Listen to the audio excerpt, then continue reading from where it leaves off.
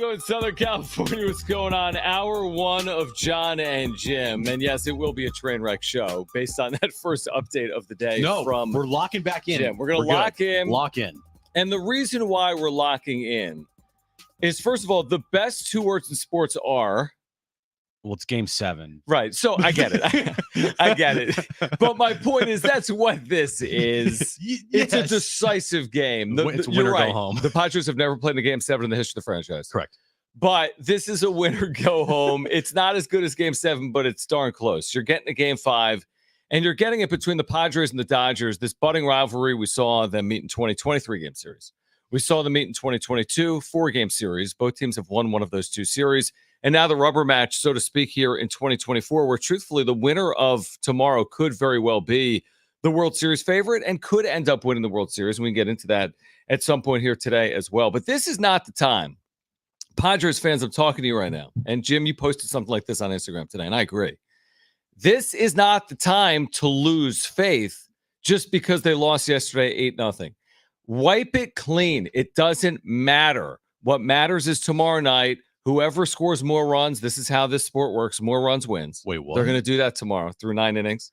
Dude, no way. They're going to institute The start that of the rule. show has been It's been a like trend. last night's game. It's been a trend. But I'm saying this is not the time to lose faith. If someone would have told us to start the year, you're in a 1-game playoff to get to an NLCS against the Dodgers, you're signing up for it. So it's U Darvish opposite someone. It's Padres Dodgers. It's game 5. And let's get excited for it. Last night didn't go the way you hoped it would have gone.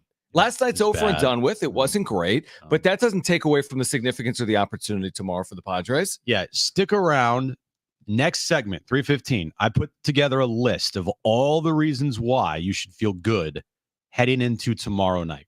And there's a lot. It's not just one or two. Okay, I'm excited. I'm not going anywhere. There's a lot of reasons why you should feel confident with this team. I agree. Going into game 5 tomorrow night. There's a lot of numbers that I'll give you, and there's also just reasons why you should feel good. So stick around next segment. And listen, was last night great? We all had visions of celebrating. You're at home. It's not going back to LA. It's 2022 all over again. Let's just say what happened. Dylan Cease wasn't good. You could argue the merits of him starting. He didn't pitch effectively. I didn't think it was Mike Schultz's finest hour, pitching to Shohei Otani with Dylan Cease for a second plate appearance there in the second inning. But it wasn't just Dylan Cease, and it wasn't just Mike Schilt. You got to score to win, Jim Fact. They didn't score in the game. They get shut out 8-0. Guess what? Whether you lose 1-0 or 8-0, I mean, the Dodgers were blown out in game 2. The Padres were blown out in game 4. The series is even at 2 games apiece. I don't think what happened in game 4 makes it less likely that the Padres can win in game 5. I don't see how they're tied together. You turn the page, so to speak. You look to U Darvish. You look to this offense and say, let's play like we did in games 2 and 3. We're capable of doing this, and we got a chance to move on. So that's how I'm looking at it right now, just over 24 hours out. I completely agree with you. Last night, it was bad. It wasn't good. It was an ass kicking, but the Dodgers got their ass kicked on Sunday night. And yes, they did lose the following game, but they're in a situation where they have a win in advance on Friday, tomorrow night. So Dodgers have won a close game, game 1. Padres won a close game, game 3. Dodgers blew out the Padres last night, and the Padres blew out the Dodgers on Sunday. That's right. It's kind of what we've all expected. 2 evenly matched teams, probably the 2 best teams in baseball, you could argue. And going to a game 5, should anybody be like really surprised by it? Probably not.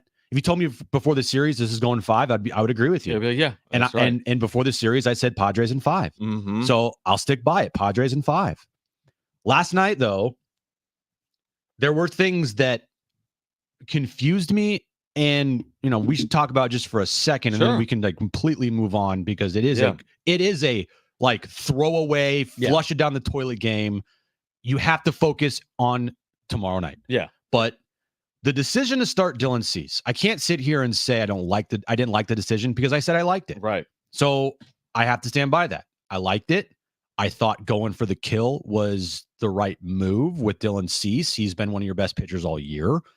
I would have not felt comfortable if they lost that game last night 8-0 and Martin Perez started instead of Dylan Cease. Then I would have been sitting here in the chair today being like, why didn't you start Dylan Cease? it just didn't work out. But that's not that's not where I'm getting upset with how last night's game went. And AJ Caswell tweeted it out, and I completely agree. I know you do as well. If you are going to yank Dylan Cease as soon as you did after an inning and a third, or inning and two-thirds, inning and two-thirds, why didn't you just go bullpen day? Like, if you had that already in your mind that Dylan had a very short leash, very short, why didn't you go bullpen day? And then also, to make it even worse, you let him face Otani for a second time. It made no sense in the moment. That's one of my biggest gripes with last night from the decision to have Dylan Cease start. If you're going to yank him that soon, you just might as well have gone bullpen day. And why have him face Otani for a second time in there? That's the number one thing.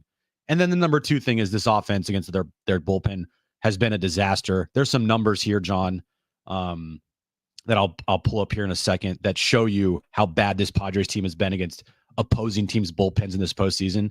And it was just a bad matchup. It was a bad matchup for this offense last night, and I didn't like it. I don't care if the Padres hit 0. I'll be 0.00 tomorrow, but if they win the game. Right. But the point is the point, and it's a valid one. And that's actually more of a concern than Dylan Cease's start because he's not pitching tomorrow, and Mike Schultz's decision yesterday, because his decision yesterday has nothing to do with tomorrow. I will say this. In this series, when decisions are magnified, and it's the postseason, this has not been Mike Schultz's finest hour.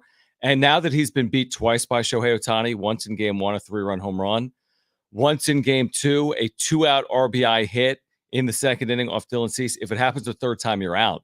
Not Mike Schultz losing his job, but they're going to be out of the postseason. You cannot allow Shohei Otani tomorrow to impact the game with 2 outs if there's a base open. And I know Mookie Betts is now homered in consecutive games. And truthfully, he's kind of homered in 3 consecutive games, if not for the play by Jurickson Profar. So, listen, it wasn't Mike Schultz's best managing performance. I don't think it was the team's best performance in general. And everything's got to look better tomorrow. If I'm the Dodgers, am I running it back with the same strategy, or was it lightning in a bottle? I would. Can they do the exact same thing again? Can they play that exact same strategy and just keep Yamamoto and Flaherty where? Here's my other question. Here's my question about the Padres. Martin Perez is on this roster. Why? Yeah, I mean, what purpose is he serving? Why is he there? If he's not going to pitch yesterday, he's certainly not going to pitch tomorrow. I wouldn't think, at a decisive game with U Darvish pitching. So I don't even know where to go with it other than the Otani rules. You got to treat Otani like he's capable of ending your season. Like that. That's how you have to pitch to him. They've already essentially lost to him twice. He had a 3-run home run with 2 outs. How can that happen with the base open? And he had an RBI base hit yesterday with the base open with 2 outs. How can that happen? And if it happens again tomorrow, the Padres are going to be on the outside looking in. I just hope they have a better plan to deal with Shohei Otani because he can wreck the season tomorrow. It's not just Otani now, though. Betts, too. It's actually Mookie Betts in my mind first. Over Otani. As far as last night's game went, Mookie Betts hit a home run in the first. It was a no-doubter this time. Gave no chance to anybody in the outfield to rob him. Truthfully, he should have had home runs in the last 3 games, but thank God for Jurickson Profar's amazing catch on Sunday night. Mm-hmm. He's heated up. That's a problem. Mookie is now hot. You've allowed Mookie to get hot when that was something, a key to this series you could not have happen. You can't have both of Otani and Betts hot because now you're a Sophie's choice. You're screwed. I still would not pitch to Otani with runners in scoring position and a base open, and especially 2 outs ever. It's happened twice in the series, and he's 2 for 2 in that exact spot. And the 2 games that Otani's played well in, the Dodgers have won. No coincidence. There's no coincidence there. Now, it's not just about Otani. You look on the other side. This offense, they have to pick it up. It's a trend that has happened this postseason, and it hasn't truthfully bit them in the butt to this point, but it could on Friday. It could tomorrow night. And that problem is they can't score off the opposing team's bullpen. Listen to these numbers, John. So in 6 postseason games, all right, against starters for Atlanta and the Dodgers, they've faced starters for 16 2/3 innings pitched. They, as a team, are hitting 3 runs off of opposing team starters, okay? Shout out to Kevin Acey for these numbers. Against relievers, 34 to third innings pitched. They have a 165 average. They've only scored 7 runs. That's the problem. That's the problem right there. That is the problem. They have scored early, which is good, but they have not been able to add on late, other than game 2 after the Manny huddle, where they went and scored 6 runs in the final 2 innings. It is a problem, but I'm telling you right now, Jim, if they score 2 runs off Yoshinobu Yamamoto in the first inning, if he starts tomorrow, and they hold on to the 2-run advantage, we're going to live with it. It is a problem, but it's hard to kind of quantify. I mean, what does that mean? Are we saying they can't hit Ryan Brazier? I'm not saying that. There's numbers say that, but I'm not going to allow what's happened against bullpen so far this postseason concern me about what's going to happen in Game 5 tomorrow. That's when you go into a winner go home game, it's almost like throw everything out. That's what I'm saying. I mean, score first, hold the lead. That's what they did. In Game 1, they scored first. They lost. In Game 2 on the road, they scored first. They won. Go score first again. I already would argue that there's more pressure on the Dodgers heading into Game 5 than the Padres. Go make it even more pressure by scoring first in that first or second inning, which is what you did in Game 1. It's what you did in Game 2, and it's absolutely necessary in Game 5 unless you want to fall behind. And all of a sudden, there's Vestia and Kopech and whomever else in the second and third inning like last night. I just look at the numbers, especially the last 2 games here. If you look at Game 1 as well, they are 9 for 63. If they 9 for 63, taking out Game 2 against But the again, Dodgers. can we relievers. do that? Now we're taking out 1 of 4 games. That's 25% of the games in the series. I'm taking it out. You know why? Because they didn't use their high leverage relievers. And they also had a But they also didn't use their high leverage relievers last night for all 9 of those innings. Ryan Brazier is not one of their high leverage relievers. Nor is Banda. Trin, Agreed. Hudson, Vestia, Kopech, they all pitched. True, but guess what? What did the Dodgers do against Suarez, Scott, Adam in Game 3? They've done nothing.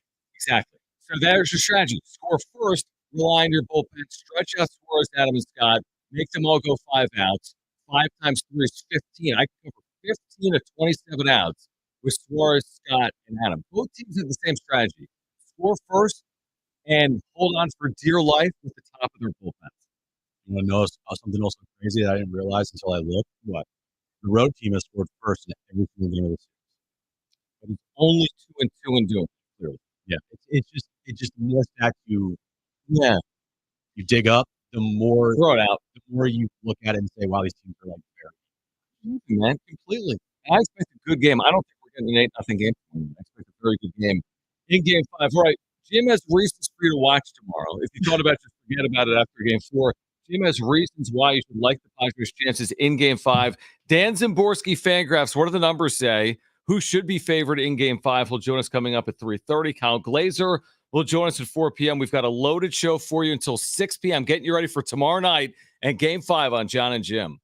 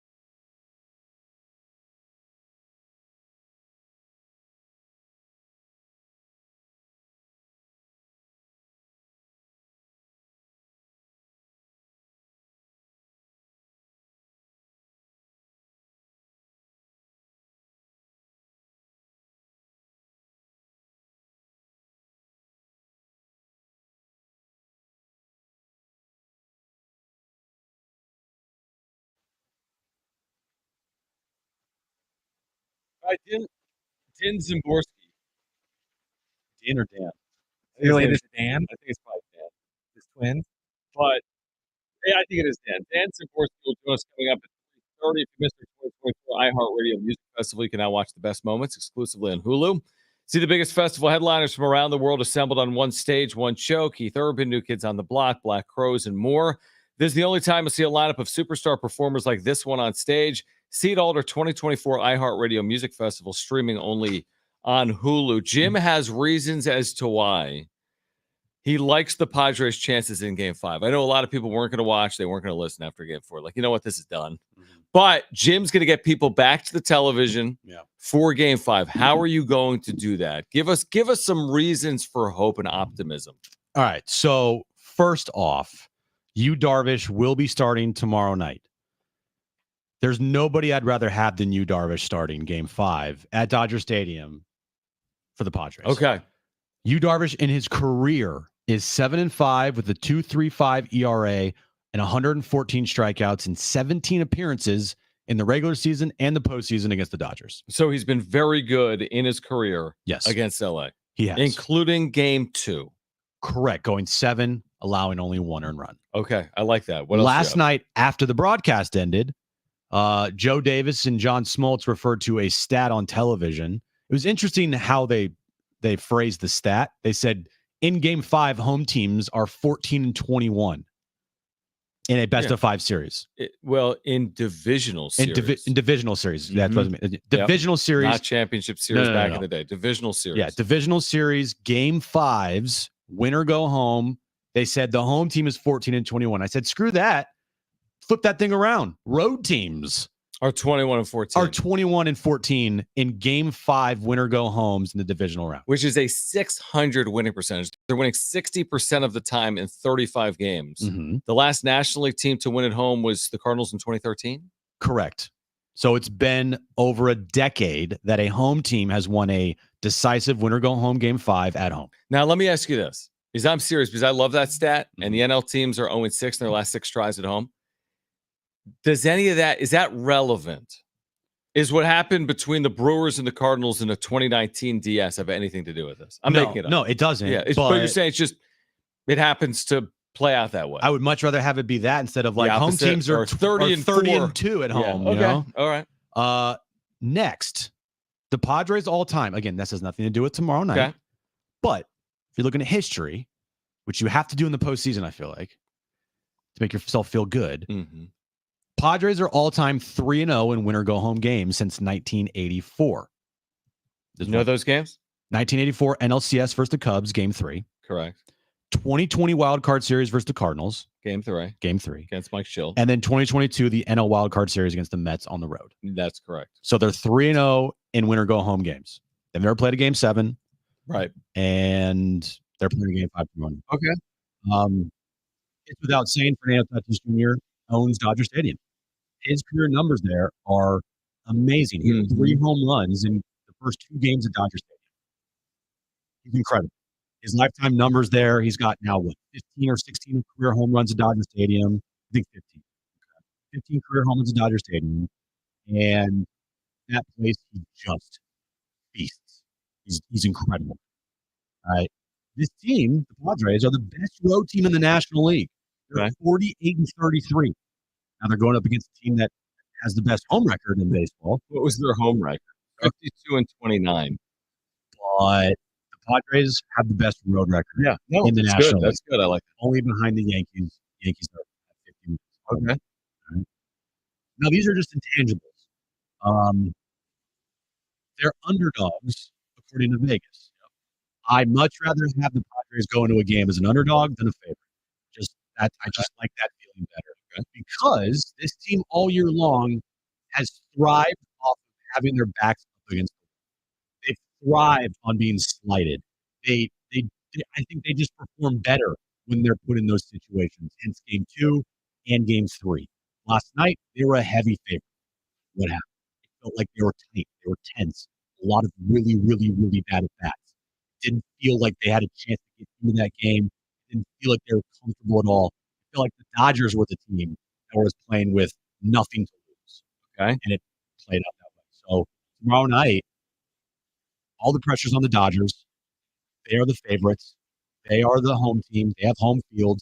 They're going to be, a team that is the number one seed in the National League. They're expected to win tomorrow night. The Dodgers expected to win. So you're the underdog. I like where the Padres are at in that situation.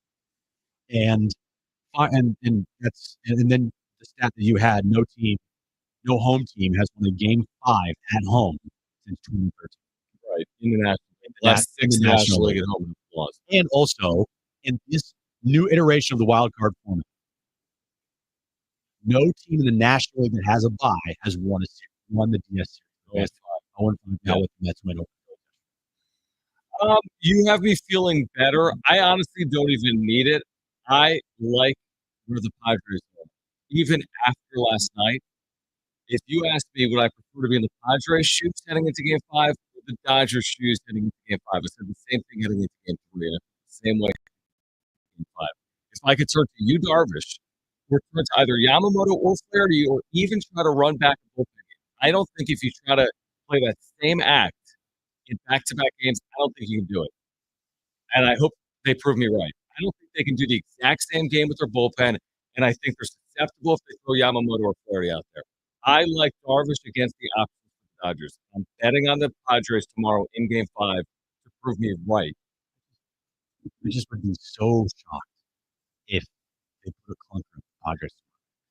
That would shock me. Now, I wouldn't be shocked by any result. I wouldn't be shocked if the Dodgers won. But I would be surprised if they lost this game 8-0 like that would absolutely shock me. Dan Szymborski from Fangraphs, what are his thoughts on this pivotal Game 5? Win or go home tomorrow at 5 p.m. at Dodger Stadium. Will join us next. Kyle Glazer used to be with Baseball America. He will join us coming up at 4 p.m. We also have a giveaway for you today. We've got 4-pack of tickets to SeaWorld's Owl O Scream going on now through November 2nd. Dan Szymborski from Fangraphs will join us next.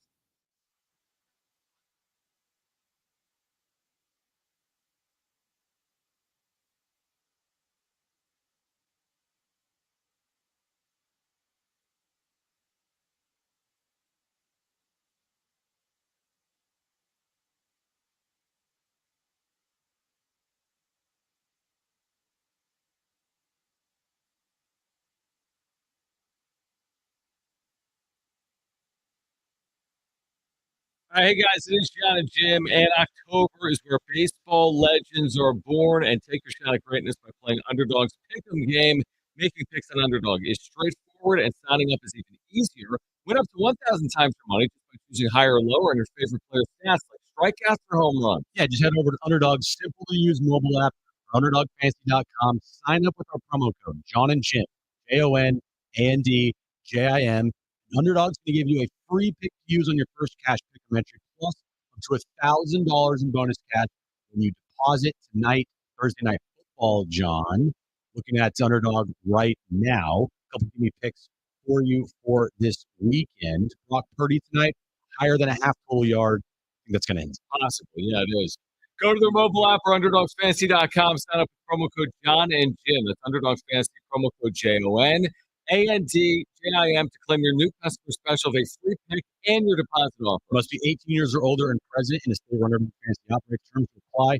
Turn with your play. Call 1-800-GAMBLER or visit www.ncpgambling.org.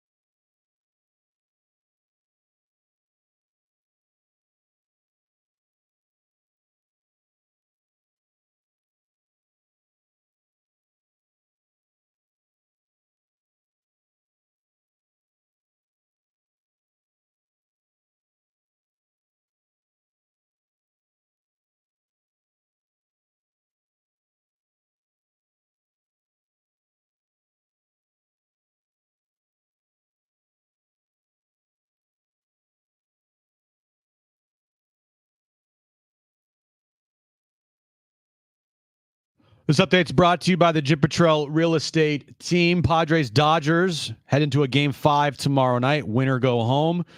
5:08 first pitch. U Darvish will be on the mound for the Padres. It's not been officially announced by the Dodgers who will start Game 5, but Shohei Otani might have tipped a hand saying that he's excited to see Yamamoto start tonight against U Darvish. Mets beat the Phillies.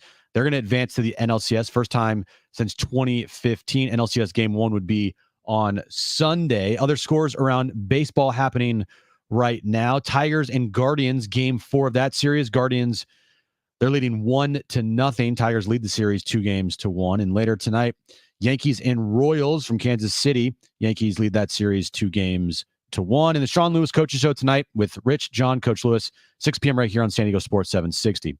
Would you like to know what your home would sell for today? Get a simple text message with your home's value by texting your address to 855-600-6000. You'll get no phone call, just a text. Jim Patrell has the buyers. Simply text your address to 855-600-6000. All right, Game 5 is just over 25 hours out. Padres, Dodgers Stadium in Los Angeles. Dan Szymborski has been kind enough to join us throughout the years on Jon Jim. He's back with us from Fangraphs. And we always appreciate your time. Jim just mentioned that Otani, meeting with the media, said he was excited about the possibility of Yamamoto opposite Darvish. But if you were in the Dodgers, shoes, their organization, or Dave Roberts, where are you leaning here with this start? Is it bullpen like they did in Game 4? Is it Yamamoto? Is it Flaherty? What would you do? I think with the bullpen going just yesterday, that it's a much more difficult call to actually stretch the bullpen for another game today, especially when you have Yamamoto available. I think what it comes down to is if you are going to win the World Series, if you're the Dodgers, you're going to need to get good starts from Yamamoto, so you might as well trust him. That's kind of where I stand on that. I think that the Dodgers pen is not as deep as it felt. I think that you look at the back of the pen and they do have some questions back there. I don't know if they really want to do that a second time in a row. But we'll see. The Dodgers are really trying to only start 2 starters if they can. Yeah, that's what it seems like right now, and they'll have to worry about later on. But it's all about tomorrow night. How much does it concern you? I know you talked about the Dodgers bullpen there, but how much does it concern you that when you look at these numbers against the Padres lineup, it's clear advantage Dodgers bullpen? Why do you think that? I think if you're looking at it, well, it depends which number you're looking at. If you're looking at versus numbers, there's tend to not be a huge deal. Generally speaking, Zips, my projections, the ones you see at Fangraphs and around, they actually like the Padres bullpen a little bit better in the back end than the Dodgers. It was interesting when I was simulating the playoffs for Fangraphs. If I told the projections that there would be a couple really long bullpen games for both teams, the Padres probability actually went up compared to the Dodgers. That's a little against the conventional wisdom. I think the Dodgers in the end will probably go the more traditional route here. I think this is kind of a fake out because if they were going to go with the bullpen, would they necessarily drop hints about it? I don't know. It's kind of like that scene in The Princess Bride where Vizzini and Wesley are dueling over the iocane powder in the wine goblet. I wonder if that'll be mentioned tomorrow night on the broadcast. Dan Szymborski with Fangraphs with us right now on Jon and Jim. So how do you see this? If it is Darvish Yamamoto, let's say, or just how do you see this playing out? Game 5 at Dodger Stadium. What do the projections say on this matchup? Generally speaking, the projections do favor the Dodgers because they do have home field advantage, which is small, but it's real. And Yamamoto, if he's healthy and has normal rest, he's a very dangerous pitcher. And I think, but the nice thing about baseball is that between two teams that are fairly matched, you don't really have lopsided matchups. Every game is somewhere between 40-60 and 60-40 in baseball, just because that's the way it is. So really, anything can happen. Yamamoto can get killed in the first inning. Darvish could throw a perfect game, and it wouldn't be that shocking. I think a perfect game would be nice on a Padres end there. They're a very evenly matched team. It's no surprise this is going 5 here. From a strategy standpoint, Dan, This happened 2 times already in this series where Otani in game 1 and last night with runners in scoring position and a base open and 2 outs, Padres elected to pitch to him, and Otani's burned them on both times. Now, going forward for game 5, do you think the strategy needs to change from a Padres perspective against Otani? Because right now he's, I think, 16 for his last 18 or something with runners in scoring position. There's not really a great strategy to avoid Otani. I mean, the fundamental problem is once you get past Otani, it's not like there's a break past him. When Barry Bonds used to be walked with the bases loaded, the Giants in those years had some pretty brutal hitters behind him in the lineup sometimes. I don't think you can really do that with the Dodgers, because as long as their first 4 or 5 guys are healthy, it's a very, very dangerous lineup.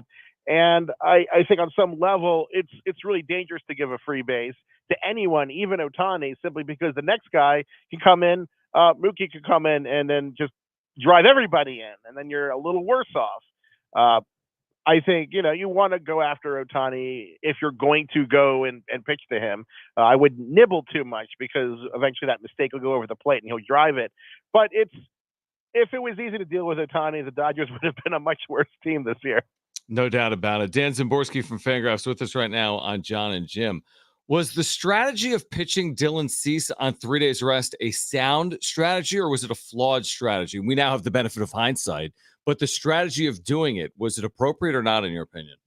I think it was appropriate, simply because of the rotation change necessitated by the loss of Joe Musgrove. The Game 4 matchup was one of the best matchups for the Padres going into the game. So there was a real logic behind going for the kill now rather than having to beat Yamamoto in Game 5. And so it didn't work out, and that's the problem you're always going to have in baseball. Lots of good moves won't work out. Lots of terrible moves will. Mm-hmm. But I think it was a perfectly reasonable risk to take. It just unfortunately did not work out super well, let's just say. Yeah, it benefit of hindsight. Yeah, probably maybe should have done another strategy. All right, besides obviously scoring more runs than the Dodgers, the key for the Padres tomorrow night is what? I don't know. I think assuming Yamamoto is the pitcher, I'm still going to go with that assumption for now for tomorrow. I think you want to play very aggressively early, get those runs on the board quickly, because if you can knock him out in the second or third or fourth inning, maybe you can stretch out the bullpen. Yeah, they'll have an extra day of rest, but it's the more pitchers you get on the mound, like what Earl Weaver said, the more likely you'll find the guy having an off day. Well, it's interesting you say that. What is the strategy in one of these decisive games, like a 5th game or a 7th game in the postseason? Like if the Padres get a 2-0 lead for U Darvish, how quickly, do you turn to your high leverage A-team relievers, the Jason Adams, the Tanner Scotts, the Robert Suarez? Are you asking them for that 4th, 5th, 6th out, each and every one of those to secure that lead? Or what is the strategy in a game like this with the leverage relievers? I think generally speaking, I do not wait for late innings. Right. I wait for if you see a crucial high leverage situation in the 4th or 5th or 6th inning, I think you have to consider it an existential threat. The dangerous situation you have now exists. The dangerous situation later does not. You can worry about later, but you have to get to later first. I know that teams are more aggressive with this kind of usage with relievers, especially compared to, say, if you go back 20 years. But I think there's even more of an opportunity that if you see the matchup and you see the right spot to bring in your top relievers, I think you have to do it and deal with the dangerous issue in front of you. Don't have a lesser reliever facing bases loaded in the 4th inning just to have your good reliever on bases empty in the 9th. So who are you picking tomorrow night, Dan? Just from a projection standpoint, I am going to pick the Dodgers, but I wouldn't be surprised at all if it was the Padres. It's going to be close. Well, it's great having you, Dan. Great having you. No, just kidding. Real quick, my final one before you go, Dan, is the winner of tomorrow's game the favorite to win the World Series or not? I still think so. I know the Mets have the power of grimace, but I think that both the Padres and the Dodgers match up strongly against the Mets.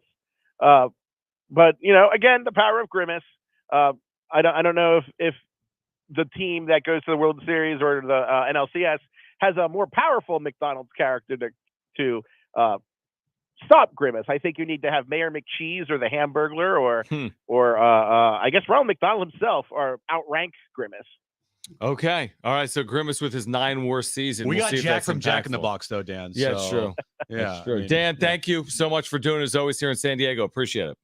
Thanks for having me, All guys. right, Always good fun. stuff. Dan Szymborski with Fangraphs. It says the projections do favor the Dodgers. That's not surprising because Las Vegas because they're favorites. is favoring the Dodgers. Yeah. And by the way, Vegas isn't doing it just for fun. They're doing it based on what projections would suggest and what the money is suggesting as well. So that should come as no surprise. LA at home, 52-29 in the regular season. That should come as no surprise that they are a favorite. But remember, the Padres have played the Dodgers well this year. What was the record in the regular season? 8-5? Mm-hmm.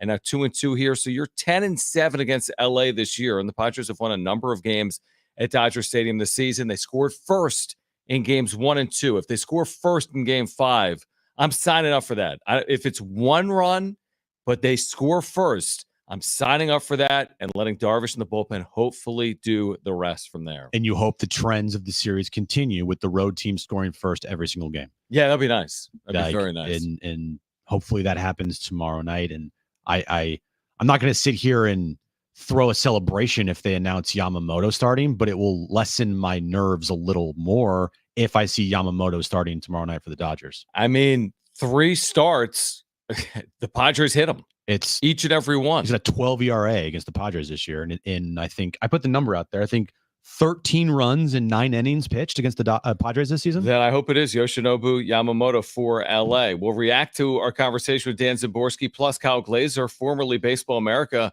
will join us at 4 p.m. Also on the show, we've got free picks from Chris Hodge taking Vegas at 4:30, and we have Cynthia Freeland from the NFL Network that will join us at 5:30. We're here until 6 p.m. It's Jon and Jim.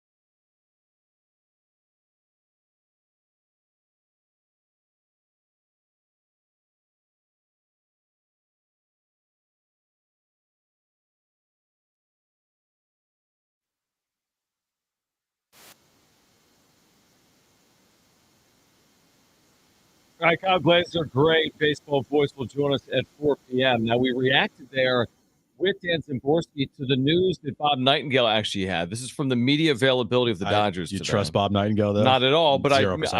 I trust what he wrote was said. If not, that's absurd.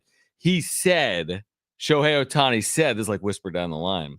Shohei Otani says he's excited to see the expected matchup of Yoshinobu Yamamoto opposite U Darvish. This trio, Otani, Yamamoto, Darvish, led Japan to the 2023 WBC title. Now, Darvish didn't. He did nothing in the WBC in 2023, but Otani and Yamamoto absolutely did. Have we seen Yamamoto opposite Darvish? They didn't do it in Korea. No, they've had opportunities in Korea. And they had opportunities in the series. And they didn't do it. So we've never seen in Major League Baseball, U Darvish, arguably the best Japanese-born pitcher in Major League Baseball history, opposite Yoshinobu Yamamoto. There's only been a couple chances because but a couple like real chances. They could have started the season in Korea. Well, it's also with two Japanese pitchers up against each other, and they could have pitched against each other in game 1 or 2 of this series. Game 1 of this or game 2 of the series. Yeah, because they had him scheduled for game 2 and then they bumped him to game 1. That would be kind of unbelievable in terms of that matchup. Dynamic. Now, who knows how long either of these starters are for the game? I think Yamamoto has a much shorter leash than Darvish does. To me, Yamamoto is any trouble, he's out. Like, he's out. I think Darvish will have a little longer leash, but when you're in a game 5, it's not it's not that long. It's not a long leash. But I think it's a longer one than Yamamoto. Yeah, I would agree. I would agree with that. I mean, I hope it's Darvish Yamamoto because I think the Padres hit Yamamoto. And I think it'll be that boost of confidence that they're looking for if Yamamoto's announced as the starter for LA. And even if they don't get to Yamamoto early on in the first, eventually I feel like they will. And you want to get to him early on because of the situation with the bullpen, and they might go to their bullpen even if he is effective. But if you're looking at it, if Darvish and Yamamoto match each other, they put up zeros. Let's say they both go 4 innings, 1 run. Say they go 4 innings. Say it's the 4th inning and we're scoreless. Okay. All right. So you've already eaten up 12 outs, and in a decisive game 5 or game 7 or game 3. You're just counting outs. When you get a lead, you're counting outs. I'm listening. So if you can get through 4 scoreless and then you get to Yamamoto, say in the 4th inning, you score 4 runs or 3 runs or whatever, right? Then you've shortened the game to where you don't have to bridge that gap and you have Adams, Scott, and Suarez for maybe 4 outs each. That's 12 outs right there. So if you can eat up 12 outs through the 4 innings and you can keep it scoreless or tied or whatever, and you can break through if Yamamoto's still out there, then you've essentially shortened the game as much as you maybe possibly can in a winner take all. And you can have Adam and Scott and Suarez go for multiple innings. I like the strategy. I wouldn't be surprised if multiple high leverage Padres arms through multiple innings. I wouldn't be surprised if they tried to get 5+ outs from a Tanner Scott. I wouldn't be surprised or a Robert Suarez. But I also wouldn't be surprised at this. I wouldn't be surprised if they attacked Otani with Scott early in the game. To what Dan Szymborski said, if the game is on, I mean, again, I'm not saying the 2nd inning, but if it was the 4th or 5th inning, and you've got someone that can neutralize Otani available to you, and you don't know what the game's going to look like in the 6th or 7th or 8th inning, you have to treat this thing differently. And I really don't think they've treated through 4 games Shohei Otani differently. I really don't. No. I think maybe they've been cautious. Yes, Mookie Betts is fully capable right now, and maybe just pick your poison. But tomorrow is the last night in the world to mess around with Shohei Otani. And again, the problem is Mookie Betts got hot. I think after game 1 or game 2, you can say, you know what, Betts is struggling. We have to make it be Betts that beats us. Now it's harder because Otani and Betts are both capable. But I still can't. I cannot let Shohei Otani be the difference in game 5. I just can't. How could I live with myself all offseason if he comes through with some 2-out base hit that decides game 5? And with the base open. Right, exactly. Well, obviously, yeah. Yeah, the base is open and there's 2 outs. Runner on 3rd or runner on 2nd. But we got a plan to get him out. But do you pitch to him? Right. Yeah. That's tough, man. That's a tough pill to swallow there.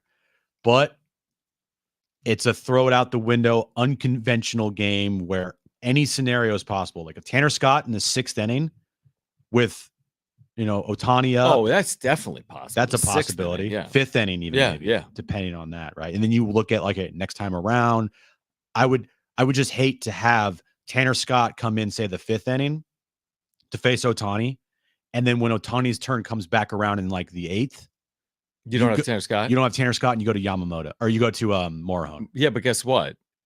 If you don't use Scott in the 5th, you might not be in the game in the 8th. I get it. I understand so that. I'm using my best bullets early. I'm treating it like Dave Roberts treated game 4. He's pitching 8th inning guys in the 2nd inning. Well, it all comes down to what can you get from Darvish.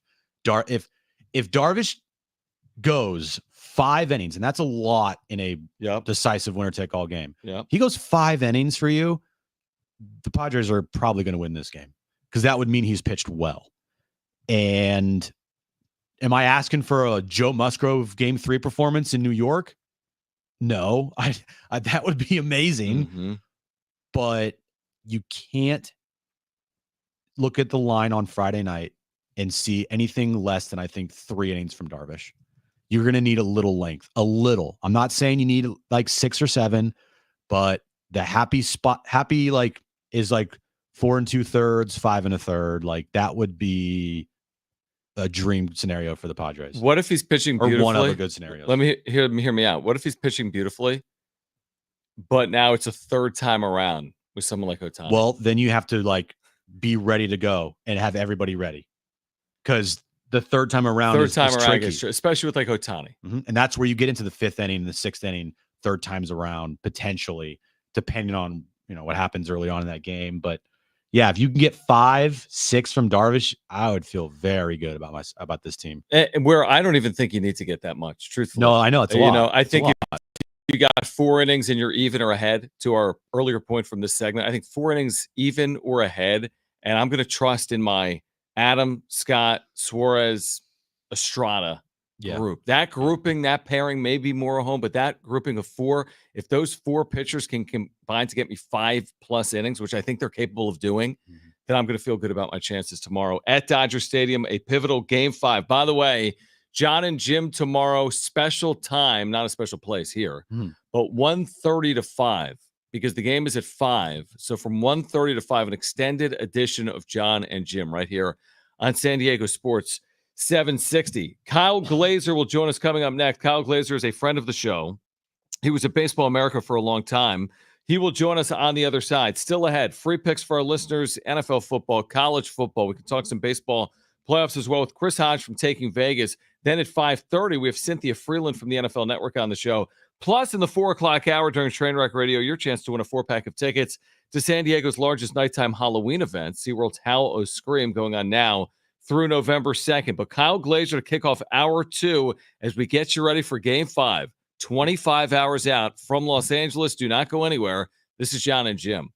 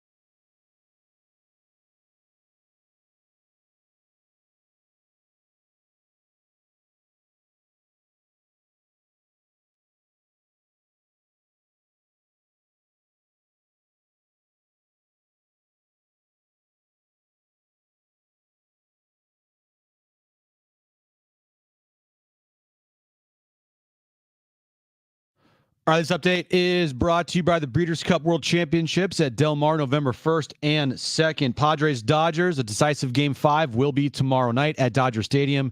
5:08 first pitch. U Darvish will be on the mound for the Padres. We don't yet know who will start for the Dodgers, even though Shohei Otani said he's excited to see Yamamoto versus Darvish tomorrow night. Looking at scores around baseball right now, Game 4 between the Guardians and the Tigers.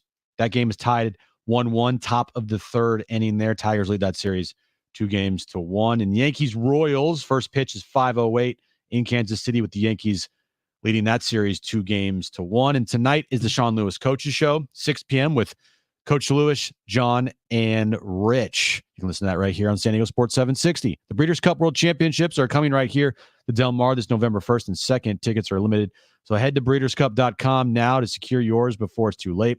Fine dining experiences, box seats, or general admission tickets could be yours. Visit breederscup.com. Getting you all set for that drive home. Let's just start the show. Here's Jon and Jim. All right, San Diego and Southern California, what's going on? This is hour 2 of Jon and Jim. We do have Kyle Glazer, great baseball voice, with us right now. We also have a 4-pack of tickets to SeaWorld's Howl O Scream that we will give away this hour. We are 25 hours out. The decisive 5th game in this best-of-5 NLDS between the Padres and the Dodgers up in Los Angeles, Friday night at 5 p.m. So, Kyle, we always appreciate your time here on Jon and Jim and San Diego Sports 760. And now that Mookie Betts has officially heated up, I mean, he really should have home runs in 3 straight games, if not for Jurickson Profar in Game 2. How does that change the approach here with Otani, the Otani-Betts dynamic? What are you thinking about entering Game 5 if you're Mike Schild and this Padres team heading into Game 5 with Otani and Betts? Yeah, it really doesn't change that much in the sense that you want to go right after these guys. Obviously, you want to be smart about it, but you don't want to start nibbling. You don't want to start acting afraid of them. It creates a bad mindset. You want to be aggressive. You want to go after these guys. And look, U Darvish is a veteran. He's every bit as talented and decorated in a lot of ways as a lot of the guys he'll be facing. So at the end of the day, you got to trust your best pitchers, your best guys to beat their best guys. I think, obviously be smart, but you can't pitch scared or try to change everything just because a great player has hit a few home runs. If you're the Padres right now, what are you hoping to see as far as the starter for tomorrow night's game? Yeah, I mean, look, you always want your starter to pitch deep into games. I think right now, if you're the Padres, you see the fact that Jason Adam, Tanner Scott, and Robert Suarez all didn't have to pitch in Game 4. So realistically, if you can get 6 out of Darvish and then go Adam Scott Suarez, boom, boom, boom, that's a game. But look, if Darvish can give you 7, that's great. I think the biggest thing is you want him to at least get you 6. You can just line those last 3 up in order for 1 inning apiece. What would you do if you're Los Angeles? Kyle Glazer with us right now, formerly Baseball America. If you're LA, and there's some options. We just saw something from the media room where it sounded as if Otani was projecting a Yamamoto-Darvish possible matchup tomorrow. But if you had Flaherty, Yamamoto, or a collection of bullpen pieces available to you, and you were Dave Roberts of that front office, where would you turn if you were LA? Yeah, well, let's start with where I would not turn, and that's a bullpen game. You just threw a bullpen game, and most of your best relievers have thrown 3 out of 4 games this series. Asking them to carry the load again for a 4th time in 5 games is just not smart. That would be the worst possible outcome. Yamamoto and Flaherty is going to be an interesting dynamic. Yamamoto obviously has a little bit of that extra rest being the Game 1 starter, but the Padres have had his number. If you count the postseason start, he's given up 13 runs in 9 innings against the Padres this year. So realistically, I do think there's an argument to be made that you can go Jack Flaherty, who will be on full rest, and he's likely to be more effective against the Padres. The Padres, for any number of reasons, have had Yamamoto's number. That was true in March, and it's been true in October as well. So I would probably lean Flaherty, but I understand if they go Yamamoto, the one thing they just cannot do or should not do is go bullpen game. Fernando Tatis Jr. can't do this all alone. He's really one of the only people in the Padres lineup right now that is playing well offensively. David Peralta's had a nice couple of games and nice series so far. But who in this Padres lineup, if you had to pick one guy that needs to have a big game tomorrow night, other than Tatis, who are you picking? Yeah, I think it really needs to be Manny Machado, and even not so much has a big game, but just has better at bats. Obviously, he had that big home run in Game 1, but since then, he's had some really bad at-bats and big moments. I think back to the final 2 at-bats of game 1. He was swinging at pitches he had no business swinging at, and made things easy for the relievers. And we've seen really throughout the series, he's been chasing a lot of balls he shouldn't be. He's been putting himself into some bad counts. I really think the Padres need Manny Machado to just have better at bats. And if he does that, we should see some better results than what we've had so far. We have the benefit of hindsight. We know it didn't work out last night for the Padres with Dylan Cease or their offense. What did you think of the strategy to go with Dylan Cease on 3 days rest? Being perfectly frank, I thought it was a poor decision. The history of starters going on 3 days rest over the last 10 years or so is awful. When I last computed it a few years ago, the average starter on 3 days rest had an ERA above 5, and these are great pitchers. At the end of the day, an average starter on full rest is better than a great starter on short rest. You have Martin Perez, who's very effective for you all year. Yes, he had a bad last start, but even with that, he was 10 starts, ERA around 3.5. If you throw out that last bad start, an ERA in the 2.27 range. That's where you needed to go there. You need to go with it. If you have a viable option that's fully rested, you always take that. Starting guys on short rest or going for bullpen games are when you have no other options. The Padres had another option, and they took the worst of the 2 options. And the result, sadly, wasn't out of line with what happens when you throw guys on 3 days rest, no matter who that pitcher is. So how do you see tomorrow night's game playing out here, Kyle? Yeah, I mean, again, I think the big thing is if Yamamoto is starting, the key for the Padres will be once again jump on him early and get into that Dodgers bullpen. And I know that sounds counterintuitive given how good the bullpen was last night and how good they've been, but Dodgers relievers have thrown more than 60% of their innings in this postseason series. We just saw them, throw a bullpen game in game 4. Mentioned Brazier's thrown out 3 out of 4 games so far. Anthony Bonda has pitched in 3 out of the 4 games. Michael Kopech has pitched in 3 out of the 4 games. A lot of their best arms, they should be wearing down a little bit. So if you can knock Yamamoto around early, get an early lead, and then get into that bullpen, the more arms you see, the more likely you're going to run into one of the guys who's absolutely gassed. Again, Hudson, Kopech, Brazier, Bonda, all of them have pitched 3 out of 4 games. Some of them have been back-to-back days. Some of them have been multiple innings. They're going to be a little more tired here, and I think you need to get into that bullpen as early and as fast as possible. Should the Padres be willing to extend all these high leverage arms? Let's say Darvish doesn't go 6. Let's say he's effective, but it's 4 2/3 innings or it's 5 innings and he leaves with a 1-run lead or the game is even. I mean, are you bridging or is it straight to guys like Adam and Scott and Suarez, even if they need 4 or 5, dare I say, even 6 outs potentially from some of those guys? Yeah, I think it's going to depend a little bit where you are in the lineup. Seeing Estrada come in and pitch when the game was mostly out of hand surprised me a little bit. Yeah. He's also thrown 3 out of 4 innings. I didn't think that was the best move. So 3 out of 4 games, I should say. I didn't think that was the best move. Look, Morhone, even though he just threw, has only appeared twice. So I think all things being equal, yeah, it'd be good to be able to bridge it a little bit. Yeah, I wouldn't ask for 5 innings out of those 3 guys. Sure. Potentially you could ask for 4. But look, the most optimal situation would be each of them only throws 1 apiece. And if it works out where, say, you do need someone for the 6th and Morhone can take it down, that'd be great. I mean, it's crazy to even say this, but the Dodgers lineup last night in their offense is the best it's looked in this series. And Freddie Freeman was in that lineup. He's at maybe 60% with that ankle. I'm doubting that he's going to miss Friday's game, but from an offensive standpoint and also from a Padres standpoint, Freddie Freeman in this lineup, not playing his best right now, not healthy. I mean, does it matter? Is there any advantage there, or is it just because? I mean, is it Freddie Freeman? Who cares? He's really good still. Yeah, look, he's not 100%. That's very, very clear.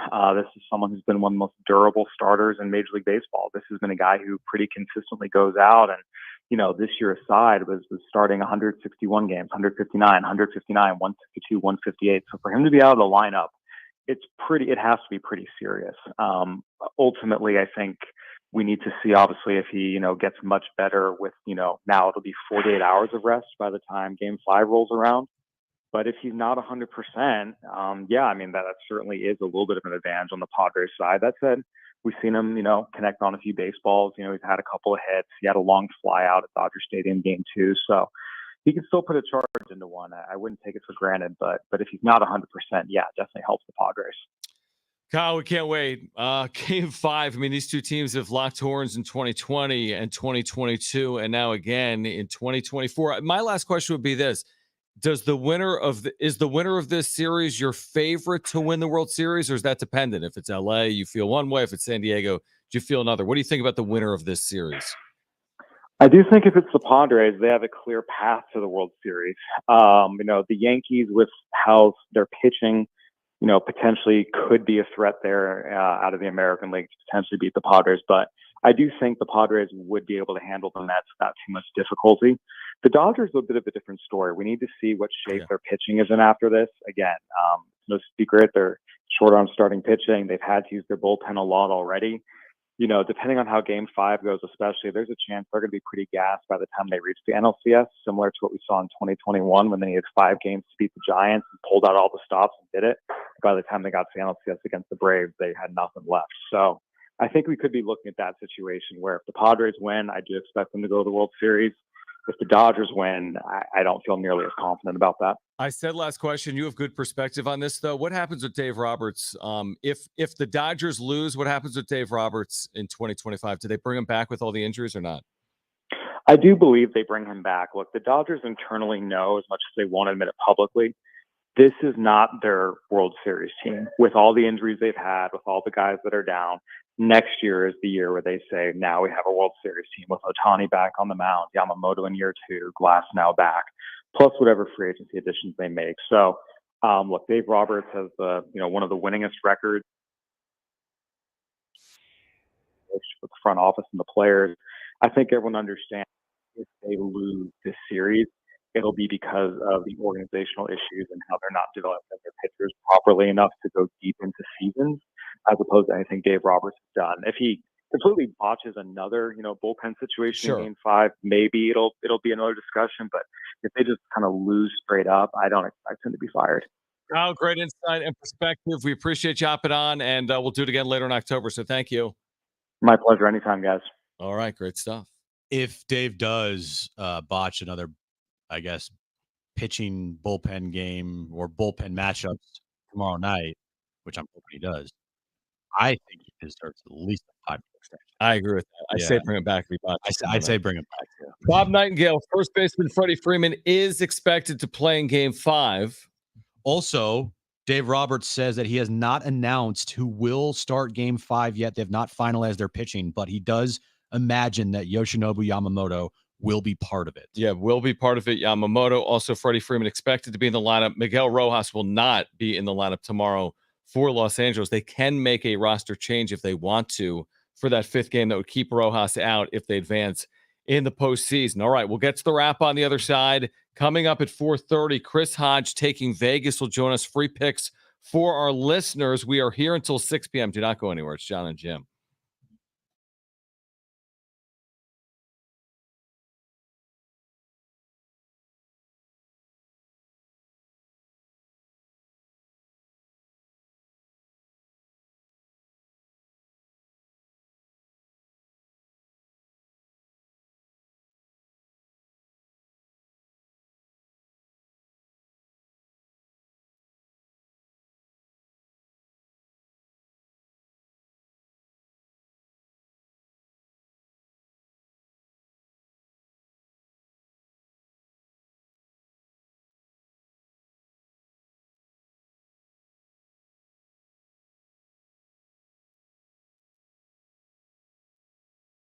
All right, hey guys, it is Jon and Jim. This is an amazing time of year for sports fans. It's a great time of year to get out to Jamul Casino because they've got all the action on.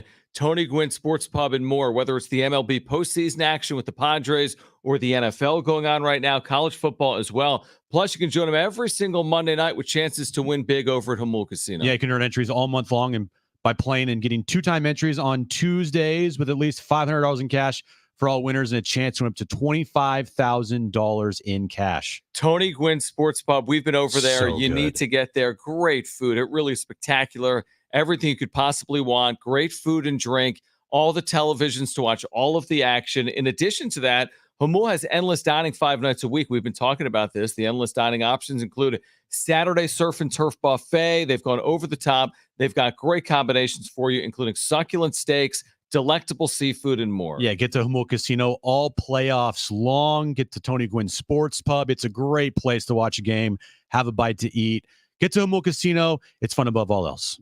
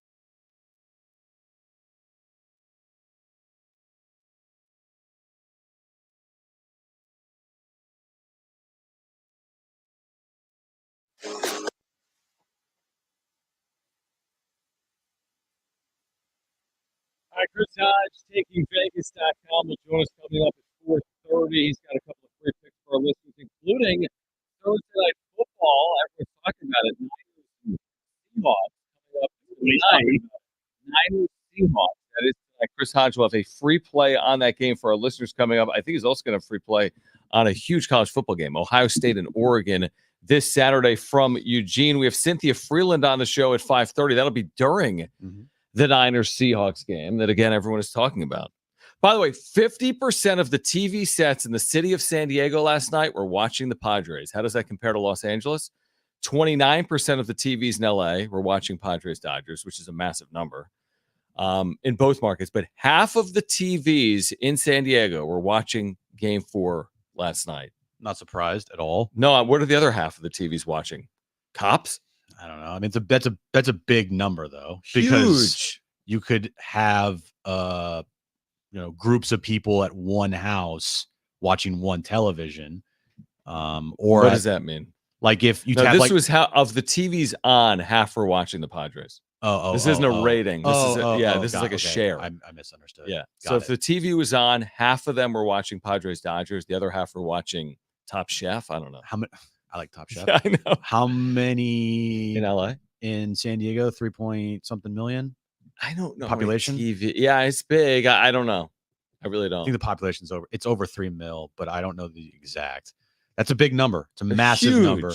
Again, just once again proving our point that we've been, saying for the longest time here is that San Diego is a Padres town. Mm-hmm. It is the number one sport in this city.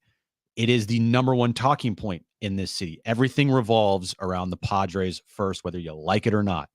And it's showing in the postseason that this team has captivated once again the city. And I love it. I absolutely love it. We've been downtown the last couple of days. It's been crazy, dude. How many people have come up to us in the last couple of days at the 90 Barrel? Hundreds? I mean, it's been ridiculous. At least 1 or 2 people. Okay, here was the rating. In Los Angeles, the rating was a 9, which is massive because LA is the second biggest market in the country. The rating in San Diego was an 18.2. That's an NFL rating. They had an 18.2 in the market.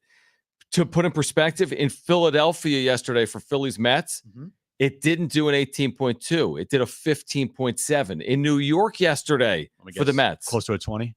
No, because it's the second franchise. It did a 7.2. And that is still a massive number. It's a massive number because New York has 10 million plus. Right. And again, LA, a 9 is a massive number with all those households. The number one share, the 50% watch rate between San Diego, LA, Philly, New York, that 50 was highest in San Diego. That's the highest number yesterday. So huge numbers coming in. And there's going to be, the Friday night for Fox, that's beautiful. You have Shohei Otani. Nothing on. You got this standalone window. You got a decisive game. No NFL, nothing. They probably would prefer the Dodgers start with a 3-0 lead. Because they want Shohei Otani, I would think, to advance. But that's going to do a big number on Friday night. Yeah, I could care. If one person was watching that game, I wouldn't. It'll be more than one. I know, it will. But I don't care. All I care about is just getting the win and advancing to the NLCS, which would start Sunday here in San Diego. But job's not finished. Can't even look to that. It's all about tomorrow night and Game 5. Do you think that's a big game? Let's get to this, actually, on that. Let's get to this. God. It's time for The Wrap, presented by Sombrero Mexican Food. Check out their website at sombreromex.com. Is tomorrow a must-win game? Next question. I think it is a must-win game for the Padres. I don't think it is. But for the Dodgers, you could argue it's a must-win game. Okay. I'll answer the question like this. For the Dodgers and Dave Roberts' job security, you can't lose tomorrow night. That's not what Kyle Glazer said. Okay. I think otherwise. Especially. I hope you're wrong. I actually hope I'm wrong, too. Yeah. If they lose tomorrow night, I want Dave Roberts to get an extension. Are you putting let's just hear me out. Tomorrow night, Padres win 5-1. Yay. Okay? Big awesome. Yay. Big yay. Awesome. But just hear me out. In the first inning, the second batter after a rise single is a Otani homer. And then they win 5-1. Okay? Cool. What's the down to this? So you're firing Dave Roberts because that's what your reason is what? My reason is this is the third straight year that you have underperformed in a postseason. Fourth, actually. 21, 22, 23, 24.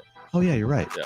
Fourth straight season that you've underperformed in a postseason and not won a World Series or even gotten to a World Series. That's right. With the highest payroll or one of the highest payrolls and the most wins in the sport.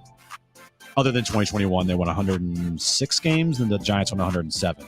But still, you won 100-plus games in 2021. You won 100-plus games in 2022. You won 100-plus games in 2023. And you won 98 games this year.